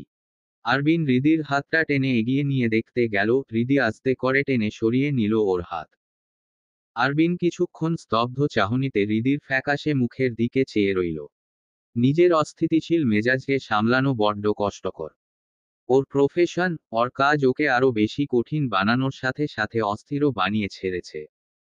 সহজে সবকিছু সহ্য করে নেওয়া দেয়। আরবিন উঠে দাঁড়ালো, বেডের পাশের কেবিনেটের ওপরে থাকা বোতল থেকে গ্লাসে পানি ঢেলে ঢকঢক করে খেয়ে নিল। তারপর মোটামুটি শান্ত হলো আরবিন। দাঁতে দাঁত চেপে নিজেকে নিয়ন্ত্রণ করার চেষ্টায় অব্যাহত থেকে পুনরায় হৃদির পাশে বসল। আবারও আরবিনকে বসতে দেখে হৃদি মুখ ঘুরিয়ে অন্যদিকে ফিরিয়ে রাখল। আরবিন এবার উত্তপ্ত চাহনিতে কিছুক্ষণ দেখল ওর ওই মুখ ঘুরিয়ে নেওয়া। তারপর গম্ভীর গলায় বলল, হৃদি, এদিকে তাকাও। পারবো না। আমি অর্ডার করছি। ওসব আপনার জুনিয়র অফিসারদের সাথে যে করুন। আমার সাথে চলবে না। আরবিন হাত শক্তভাবে মুঠো করে বেডের পাশের স্টিলের খামের ওপর ফেলল ঠাস করে। রাগে চোখ আরো বেশি লাল হয়ে উঠছে, ওর কপালের শিরা ফুলে গেছে। চোয়াল শক্ত হয়ে গেছে। আচমকা আরবিন ঝুঁকল। হৃদির কোমরের দুই পাশে যথেষ্ট সতর্কতার সাথে দুই হাত ভর দিয়ে ওর মুখের নিকটে মুখ এগিয়ে নিল, গলা ও কানের মাঝের অংশটায় ঠোঁট ছুঁয়ে দিল আরবিন। গাঢ় থেকে প্রগাঢ় হলো সেই ছোঁয়া। হৃদির ষষ্ঠ ইন্দ্রিয় কাজ করা বন্ধ করে দিল। শিরা উপশিরায় আগ্নেয়গিরির উত্তপ্ত লাভা প্রবাহিত হলো যেন। শরীরের রন্ধ্রে রন্ধ্রে শিহরণ সৃষ্টি হলো। খিচে চোখ বন্ধ করে নিল ও, আরবিন ঠোঁট সরিয়ে হৃদির গালের সাথে গাল মিশিয়ে রেখে ওর চোখে চোখ রাখল। হৃদি তখনও চোখ বুজে। আরবিন এবার কোমল স্বরে বলল, চোখ খোলো। হৃদি একইভাবে চোখ না খুলে জবাব দিল, পারলাম না। বেয়াদব তাকাও বলছি। আরবিন এবার হৃৎপিণ্ড কাঁপিয়ে দেওয়ার মতো একটা ধমক দিল জোরে সোরে। হৃদি আলতোভাবে চোখ মেলে ভ্রু কুঁচকে তাকিয়ে রইল আরবিনের চোখের দিকে। হৃদির চোখে চোখ রেখে আরবিন দাঁতে দাঁত পিষে বলল, বেয়াদব। মরে মরে অবস্থা, তবু তেজ কমে না। মরে গেলে তো খুশি হতেন। এসেছেন কেন? ফ্যামিলির মানুষদের নাটক দেখাতে। তোমার যদি এখন এই অবস্থা না থাকতো, তাহলে নির্ঘাত দুটো থাপ্পড় সপাটে তোমার গালের ওপরে মারতাম। চড়াতে চড়াতে দাঁত ফেলে দিতাম। তখন এত ঘাউরামি করার সাহস পেতে না। দাঁতে দাঁত চেপে কথাটা বলে থামে আরবিন। কেবিন রুমে এসি চালু থাকা সত্ত্বেও রীতিমতো ঘেমে গোসল হওয়ার জোগাড় ওর। এই মেয়ে এমন এক একটা কথা বলে যে, রাগে জোরের মতো শরীর দিয়ে ঘাম উত্তাপের সাথে বেরিয়ে আসতে চায়। হৃদির নির্লিপ্ততা ভাব দেখে আরবিন হাত মুঠো করে নিল, এক হাত দূরে সরে আসলো। তারপরই কঠোর স্বরে বলল, তোমাকে বোকা ভাবতাম। আসলে তুমি তেমন নও। বেশ বুদ্ধি বেড়েছে দেখছি। একচুয়ালি ঠিকই ধরেছ। আমি এসেছিলাম দুজনের ফ্যামিলিকে দেখাতে চেয়ে, তোমার জন্য আমার কত চিন্তা হয়। কিন্তু এক্সাক্টলি তা মোটেও নয়। তুমি অ্যাক্সিডেন্ট করেছো এই খবরে আমার মনের অবস্থার ন্যূনতম হেরফের হয়নি। জাস্ট সবার সামনে একটু নাটক করছি। নাটকটা বরং চালিয়ে যাওয়া যাক। কি বলো? হৃদি কোনো জবাব দিল না। মুখ বুজে আরবিনের কঠোর অনুভূতিহীন মুখপানে চেয়ে রইল। রাগে কান্না পাচ্ছে হৃদির। ঠোঁটে ঠোঁট চেপে কান্না আটকে নিল ও। আরবিনের দৃষ্টি হতে অশ্রু আর নিজের দুর্বলতা লুকাতে অন্যদিকে মুখ ঘুরিয়ে নিল। আরবিনও ওর এমন আচরণ দেখে মুখ ফিরিয়ে নিল ওর থেকে। নির্লিপ্ততা কণ্ঠে বলল, আসছি আমি। আরবিন বের হওয়ার জন্য পা বাড়াবে তখন হৃদি বলে উঠল, একটা কথা শুনে রাখুন, আপনার আর আমার মধ্যে স্বামী স্ত্রীর মতো সম্পর্ক মোটেও নেই। কোনো দিক থেকে এক্সিস্টও করে না। আপনিও আমার খোঁজ রাখেন না, আর আমিও রাখার প্রয়োজন মনে করি না। আমাদের অবস্থানগত দূরত্ব কয়েকশো কিলোমিটারের। ওই কয়েকশো কিলোমিটার দূরে বসে আপনি কি করেন না করেন তা আমার জানার কথা নয়। আমি ওসব নিয়ে মাথা ঘামাতেও যাই না। এমনকি মেয়েদের সাথে ঘষাঘষি করে বেড়ালেও না। সো, আপনাকে ওয়ার্ন করে দিচ্ছি, এবার ফ্যামিলিকে দেখানোর জন্য এসেছেন। ব্যাস, এবারই শেষ। এরপর থেকে আর কোনোদিন, এমনকি আমার মরার খবর পেলেও নাটক দেখানোর জন্য হলেও ছুটে আসবেন না। না মানে না। আপনার আর আমার মধ্যে এমন কোনো সম্পর্ক নেই যে আমার মরার খবরে আপনাকে আসতে হবে। সেখানে তো সামান্য একটা অ্যাক্সিডেন্ট। এখনো বেঁচে আছি, মরিনি। হৃদির কথা শেষ হওয়া মাত্র সেখানে আর দাঁড়ালো না আরবিন। তীক্ষ্ণ চাহনিতে একবার ওকে দেখে নিয়ে কেবিন ছেড়ে বেরিয়ে গেল। আরবিন কেবিনের বাইরে বেরিয়ে এসে দাঁড়িয়েছে মিনিট 5 হবে। ফোন বের করে কিছু জরুরি ইমেইল পাঠানোয় ব্যস্ত ও। তখনই সোহরাব হোসেন ফিরলেন। হাতে একটা পলিব্যাগে কিছু ওষুধপত্র। আরবিন এগিয়ে গেল। সোহরাব হোসেন তাড়াহুড়ো করে বললেন, নার্স আসছে। মেয়েকে অ্যাম্বুলেন্স পর্যন্ত দিয়ে আসতে হেল্প করবে। ও কি উঠেছে? জি আব্বু। কিছুক্ষণ আগেই উঠেছে। এই তো মাত্র ওর সাথে গল্প করে আসলাম। সোহরাব হোসেনের মুখে সামান্য প্রফুল্লতা। তিনি এগিয়ে গিয়ে কেবিনের দরজার সামনে দাঁড়ালেন। গতকাল থেকে আজ সকাল পর্যন্ত মেয়েকে যে কতবার দেখেছেন তার হিসাব নেই। কেবিনের দরজা খুলে ভেতরে গেলেন তিনি। পেছনে আরবিন। হৃদি তখন নীরবে দেখছে সবকিছু। সোহরাব সাহেব হৃদির দিকে তাকিয়ে বললেন, কি অবস্থা আম্মা? ব্যথা কেমন? তেমন ব্যথা মনেই হচ্ছে না। আমি বাসায় যাব না আব্বু। হ্যাঁ, এই তো এখনই যাব আমরা। সোহরাব হোসেনের কথা বলার মাঝে নার্স চলে আসলো ভেতরে। কথা হয়েছে, এইদিকে ধরে আস্তে ধীরে নামিয়ে একেবারে নিচে পার্কিং জোনের কাছে নিয়ে যাবে নার্স দুজন। তবে আরবিন তখন বাধা দিয়ে সোহরাব হোসেনকে বলল, আবু, নার্সের প্রয়োজন নেই। এভাবে যেতে গেলে ও ব্যথা পাবে বেশি। আমি দেখছি। আরবিন এগিয়ে গেল বেডের দিকে। হৃদি কৌতূহলী দৃষ্টিতে আরবিনের দিকে তাকিয়ে আছে। আরবিন ওর দিকে হাত বাড়িয়ে দিতেই হৃদি ভ্রু কুঁচকে প্রশ্ন করল, কি করছেন? কোলে নেব? হাত দাও। পারবো না। হৃদির কথা শুনে আরবিন আর চোখে পেছনে দেখল। ওর শ্বশুর দাঁড়িয়ে ডাক্তারের সাথে কথা বলছেন। আরবিন হৃদির দিকে ঝুঁকে ফিসফিসিয়ে বলল, তোত্তারামি করবে না। আব্বু আছে কিন্তু এখানে। হৃদিকে কোলে তুলে নিল আরবিন। শক্ত করে চেপে ধরল ওর কোমর। নিজের সাথে মিশিয়ে নিল ওকে। ধীরে ধীরে করিডোর পেরিয়ে নেমে যেতে লাগলো সিঁড়ি বেয়ে। হৃদি এবার অক্ষত হাতটা দিয়ে আরবিনের পিঠে জোরে সোরে একটা খিল বসিয়ে দিয়ে কানের কাছে মুখ এগিয়ে নিয়ে বলল, এভাবে গায়ের সাথে মিশিয়ে ধরে রেখেছেন কেন আমাকে? আলতোভাবে ধরুন, যেন গায়ের সাথে না মেশে। আরবিন দাঁতে দাঁত চেপে ফিসফিসিয়ে ওকে বলল, বেশি তেড়িবেড়ি করলে ঠাস করে ফেলে দেব সিঁড়ির ওপর থেকে। তখন আরো দুদিন পরে থেকো হসপিটালের বেডে, দারুণ হবে না? আপনি এত খারাপ কেন? একটু ভালো হতে পারেন না? ভালো? তাও আবার তোমার মতো ঘাড় তারা, উগ্র, অতি অসভ্য বেয়াদবের সাথে। হৃদিকে বাসায় আনা হয়েছে মাত্র। ওকে ওর ঘরে শুইয়ে দিয়ে বসার ঘরে এসে সোফায় বসেছে আরবিন। পাশে আফসানা বেগম। তসবিহ গুনছিলেন তিনি। এতক্ষণ তানিয়া বেগম আর হালিমা খাতুনও বসেছিলেন সোফায়। আরবিন এসেছে দেখে রান্নাঘরে গিয়েছেন তারা। আরবিন ওর মায়ের সাথে আলাপ করছে বসে। রান্নাঘরে দাঁড়িয়ে তানিয়া বেগম আর হালিমা খাতুন।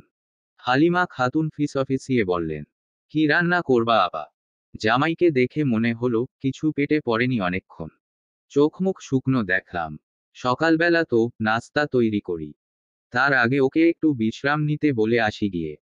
দেখে খুব ক্লান্ত মনে হচ্ছে। না। হুম। তাই তো মনে হলো এখন একটু বিশ্রাম নেওয়াই বরং ভালো হবে। তানিয়া বেগম রান্নাঘর থেকে বেরিয়ে এসে ড্রয়িং রুমে দাঁড়ালেন। আরবিনের উদ্দেশ্যে বললেন, আব্বা, ঘরে যাও। ঘরে গিয়ে একটু জিরিয়ে নাও। তারপর নাস্তা করে নেবে। শাশুড়ির কথা শুনে আরবিন ইতস্তত করল। মুখে বলল, আসলে বাসায় যেতে চাচ্ছিলাম। তানিয়া বেগম কথাটা শুনে হৈরৈ করে বললেন, এখন বাসায় যাবে কেন? তোমার আম্মা এখানে আছেন। আজকের দিনটা থাকো। কাল যেও বরং। আর তোমার আম্মাকেও এখন যেতে দিচ্ছি না। আরবিনকে কথাটা বলে আফসানা বেগমের দিকে তাকিয়ে তানিয়া বেগম বললেন, আপা, আজ কিন্তু এখনই যাওয়া হচ্ছে না। আফসানা বেগম বললেন, আচ্ছা, আচ্ছা, থাকলাম না হয়। আরবিন, আবা যাও। গিয়ে জিরিয়ে নাও একটু। আরবিন উঠে দাঁড়ালো। তারপর ব্যাগটা কাঁধে টেনে রিদির ঘরের দিকে পা বাড়ালো। আরবিন হাত মুখ না ধুয়েই বিছানার ওপর টান টান হয়ে শুয়ে পড়েছে। ঘরে এসে রিদিকে পায়নি। এদিক ওদিক তাকিয়ে দেখল, এই বিধ্বস্ত শরীর নিয়ে মেয়েটা যাবে কোথায়। রিদি 2 মিনিট পর বের হলো বাথরুম থেকে। চোখে মুখে পানি ছিটিয়ে এসেছে ও। আরবিন তা দেখে বালিশে হেলান দিয়ে আধশোয়া হয়ে প্রশ্ন করল, এই অবস্থায় একা বাথরুমে গিয়েছিলে কেন? কাউকে ডাক দিতে তো পারতে। রিদি আস্তে ধীরে বিছানায় এসে বসে বলল, প্রয়োজন ছিল না।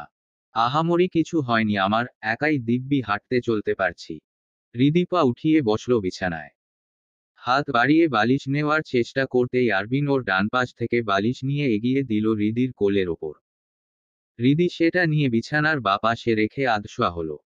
আরবিন আর ওর মধ্যে এখন মাত্র 1 হাত সমান দূরত্ব। ঘাড় ঘুরিয়ে আরবিনকে বলল, একটু সরুন ওদিকে। আমি ঘুমাবো। এই অসময়ে ঘুমাবে কেন? কি হয়েছে? জানি না। চোখ ভার লাগছে খুব। আচ্ছা ঘুমাও। দেখি, কাছে আসো। কথাটা বলেই আর রিদির জবাবের অপেক্ষায় বসে থাকলো না আরবিন। রিদির বালিশ সমেত ওকে টেনে নিজের কাছে নিয়ে আসলো। তারপর একই বালিশে মাথা রেখে বলল, একটা বালিশ নিয়ে ঘুমাও কিভাবে ভাই? আমার তো মাথায় একটা, কোলবালিশ একটা, পায়ের কাছে একটা আর ডান হাতের কাছে একটা লাগে। আরবিনের কথা শুনে রিদি জবাব দিল, আপনার মতো জমিদার নাকি আমি? আর আপনি সরে ঘুমান। আমার অস্বস্তি হচ্ছে। আরবিন সরল না। একইভাবে বুকে 2 হাত রেখে চোখ বুজে শুয়ে রইল। রিদি ওর দিকে কিছুক্ষণ একদৃষ্টিতে তাকিয়ে থেকে কণ্ঠ খাদে নামিয়ে ধারালো গলায় প্রশ্ন করল, আপনি সিগারেট খেয়ে এসেছেন তাই না? হু। বেনশন আর মালবোরো ব্র্যান্ডের। কেন তুমি খাবে? ছি, জঘন্য। আপনার প্রতি মায়াদয়া করে তাও একটা বালিশ শেয়ার করে নিতাম এই মুহূর্তে। কিন্তু এখন প্রশ্নই আসছে না। সরুন। আগে সরুন। রিদি 1 হাত দিয়ে ঠেলে আরবিনকে সরিয়ে দেওয়ার চেষ্টা করল। কিন্তু কোনোভাবেই সরাতে পারল না ওই শক্তপোক্ত শরীরটা। আরবিন নিজেই স্বেচ্ছায় সরে একপাশে হাতে ভর দিয়ে আধশোয়া হলো। রিদি ওড়নাটা আলতোভাবে টেনে ভালোভাবে শরীরের ওপর ফেলে ঘুমানোর চেষ্টা করল। পরমুহূর্তেই হতচকিত হলো ও। আরবিন চোখের পলকে রিদির কাছাকাছি এসে শুয়েছে। আধশোয়া হয়েই চেয়ে আছে ওর দিকে।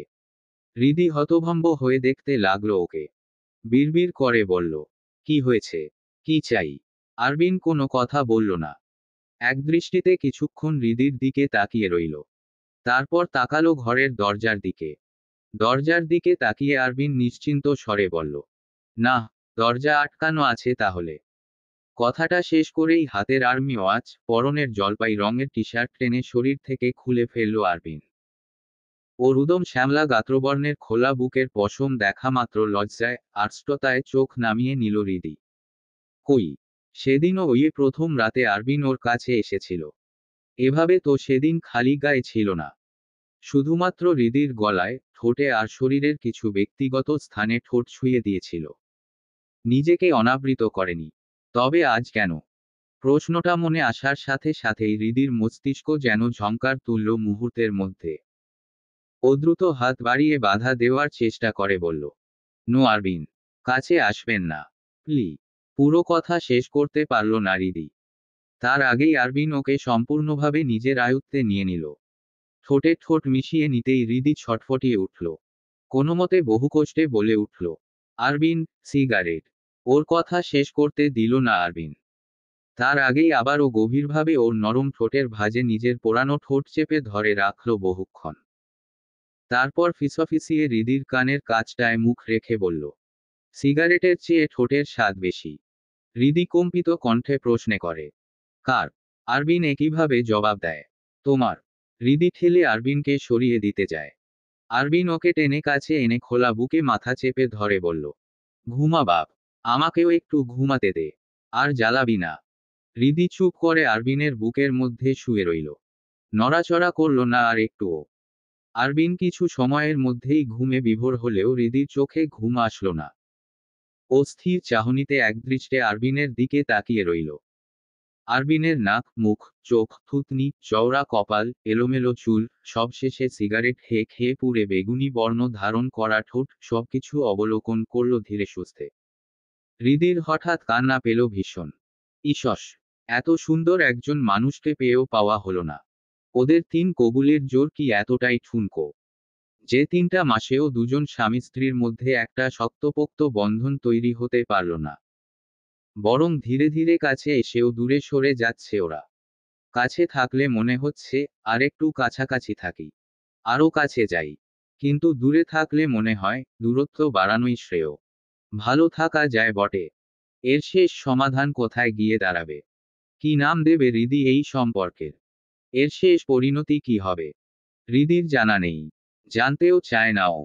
এসব নিয়ে ভাবলেই ওর মাথা ব্যথা হয়, মাইগ্রেনের ব্যথা বেড়ে যায়, মাথা ফেটে চৌচির হয়ে যেতে চায়। হৃদি আরবিনের গলার কাছে গাল ঘেঁষে শুয়েছে। আরবিন যখন ঘুমের মধ্যে নড়েচড়ে ওঠে, চোখের পাতা কেঁপে কেঁপে ওঠে, তখন দুনিয়াদারি সবকিছু ভুলে শুধু মুগ্ধ হয়ে দেখতে ইচ্ছা হয়।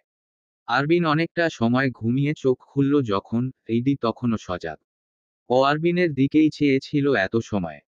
হৃদি এবার কিঞ্চিত অনুরক্তি নিয়ে আরবিনকে জিজ্ঞাসা করে, আচ্ছা, এই জবটা কি সবকিছুর চাইতে আপনার কাছে বেশি গুরুত্বপূর্ণ? আরবিন সবে কাঁচা ঘুম ভেঙে সজাগ হয়ে এমন একটা প্রশ্ন শুনে ভ্রু কুঁচকে ফেলে। সরু চোখে হৃদির দিকে তাকিয়েই জবাব দেয়, হো অবশ্যই। যেখানে আমার নিজের জীবনের চেয়ে বেশি গুরুত্ব সহকারে আমি এই পেশাকে বেছে নিয়েছি, সেখানে এর চাইতে জটিল উত্তর আমার মনে হয় না আর হতে পারে। তোমার কি মনে হয়? আমার ভয় হয় আরবিন। কিসের এত ভয় তোমার?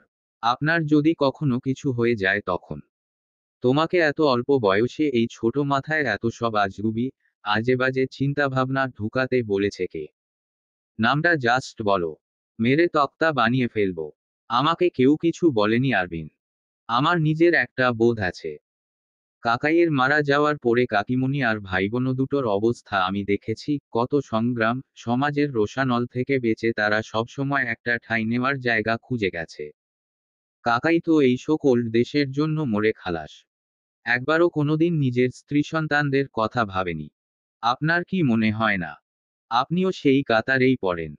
আরবিন কিছুক্ষণ নীরব দৃষ্টিতে হৃদির প্রশ্নসূচক উদ্বিগ্ন মুখখানার দিকে চেয়ে রইল। তারপর হালকা হেসে জবাব দিল, মরতে তো একদিন না একদিন আমাদের সবারই হবে, সেই দিক বিবেচনায় করলে তো আমরা রাস্তায় চলাচলও করতে পারবো না।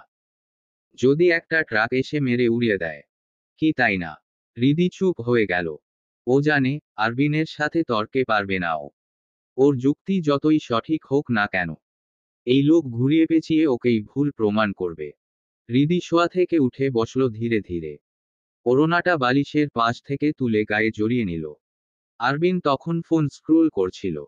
হৃদি বিছানা থেকে নামতে নামতে সতর্ক করে বলল, আপনার যদি ওই জবের জন্য সামান্য কিছুও হয়ে যায়, সেদিন আমি নিজেকে বিধবা দাবি করব। আরবিন কোনো জবাব দিল না, নির্লিপ্তভাবে ফোন স্ক্রোল করতে লাগল। হৃদি দরজার কাছে যেতেই বলল, এক কাপ চা করে এনো তো। সারারাত না ঘুমিয়ে গলা ধরেছে। চিনি ছাড়া? নাকি চিনি বেশি? চিনির দরকার নেই, আমি চিনি কম খাই। তবে তুমি চাইলে এক চুমুক খেয়ে তারপর দিতে পারো, ওতে স্বাদটা পারফেক্ট হবে। এত ফালতু কথাবার্তা আপনি বলেন কেন? মানে আপনার মাথায় আসে কিভাবে? তোমাকে দেখে আধশোয়া হয়ে কথাটা বলে হৃদির দিকে তাকিয়ে ঠোঁট চেপে হাসে আরবিন। হৃদি হাতে থাকা তোয়ালেটা ওর মুখের ওপর ছুঁড়ে দিয়ে বেরিয়ে যায় ঘর থেকে। রান্নাঘরে কাজে ব্যস্ত তানিয়া বেগম আর হালিমা খাতুন। হালিমা খাতুন ফ্লোরে টুল পেতে বসে সবজি কাটাকুটি করছেন। তানিয়া বেগম রান্নার দিকটা দেখছেন। আর আফসানা খাতুন সেখানে একপাশে একটা চেয়ারে বসে গল্প করছেন তাদের সাথে। সোহরাব হোসেন আর ইকবাল জম্মাদার বেরিয়েছেন বাইরে। হৃদি রান্নাঘরে ঢুকেই শাশুড়িকে দেখে সালাম দিল। আফসানা বেগম সালামের জবাব দিয়ে ওকে টেনে নিজের কাছে নিয়ে আসলেন। উঠে দাঁড়িয়ে মাথায় হাত বুলিয়ে দিয়ে মুখে হাত রেখে বললেন, মুখটা শুকিয়ে গেছে।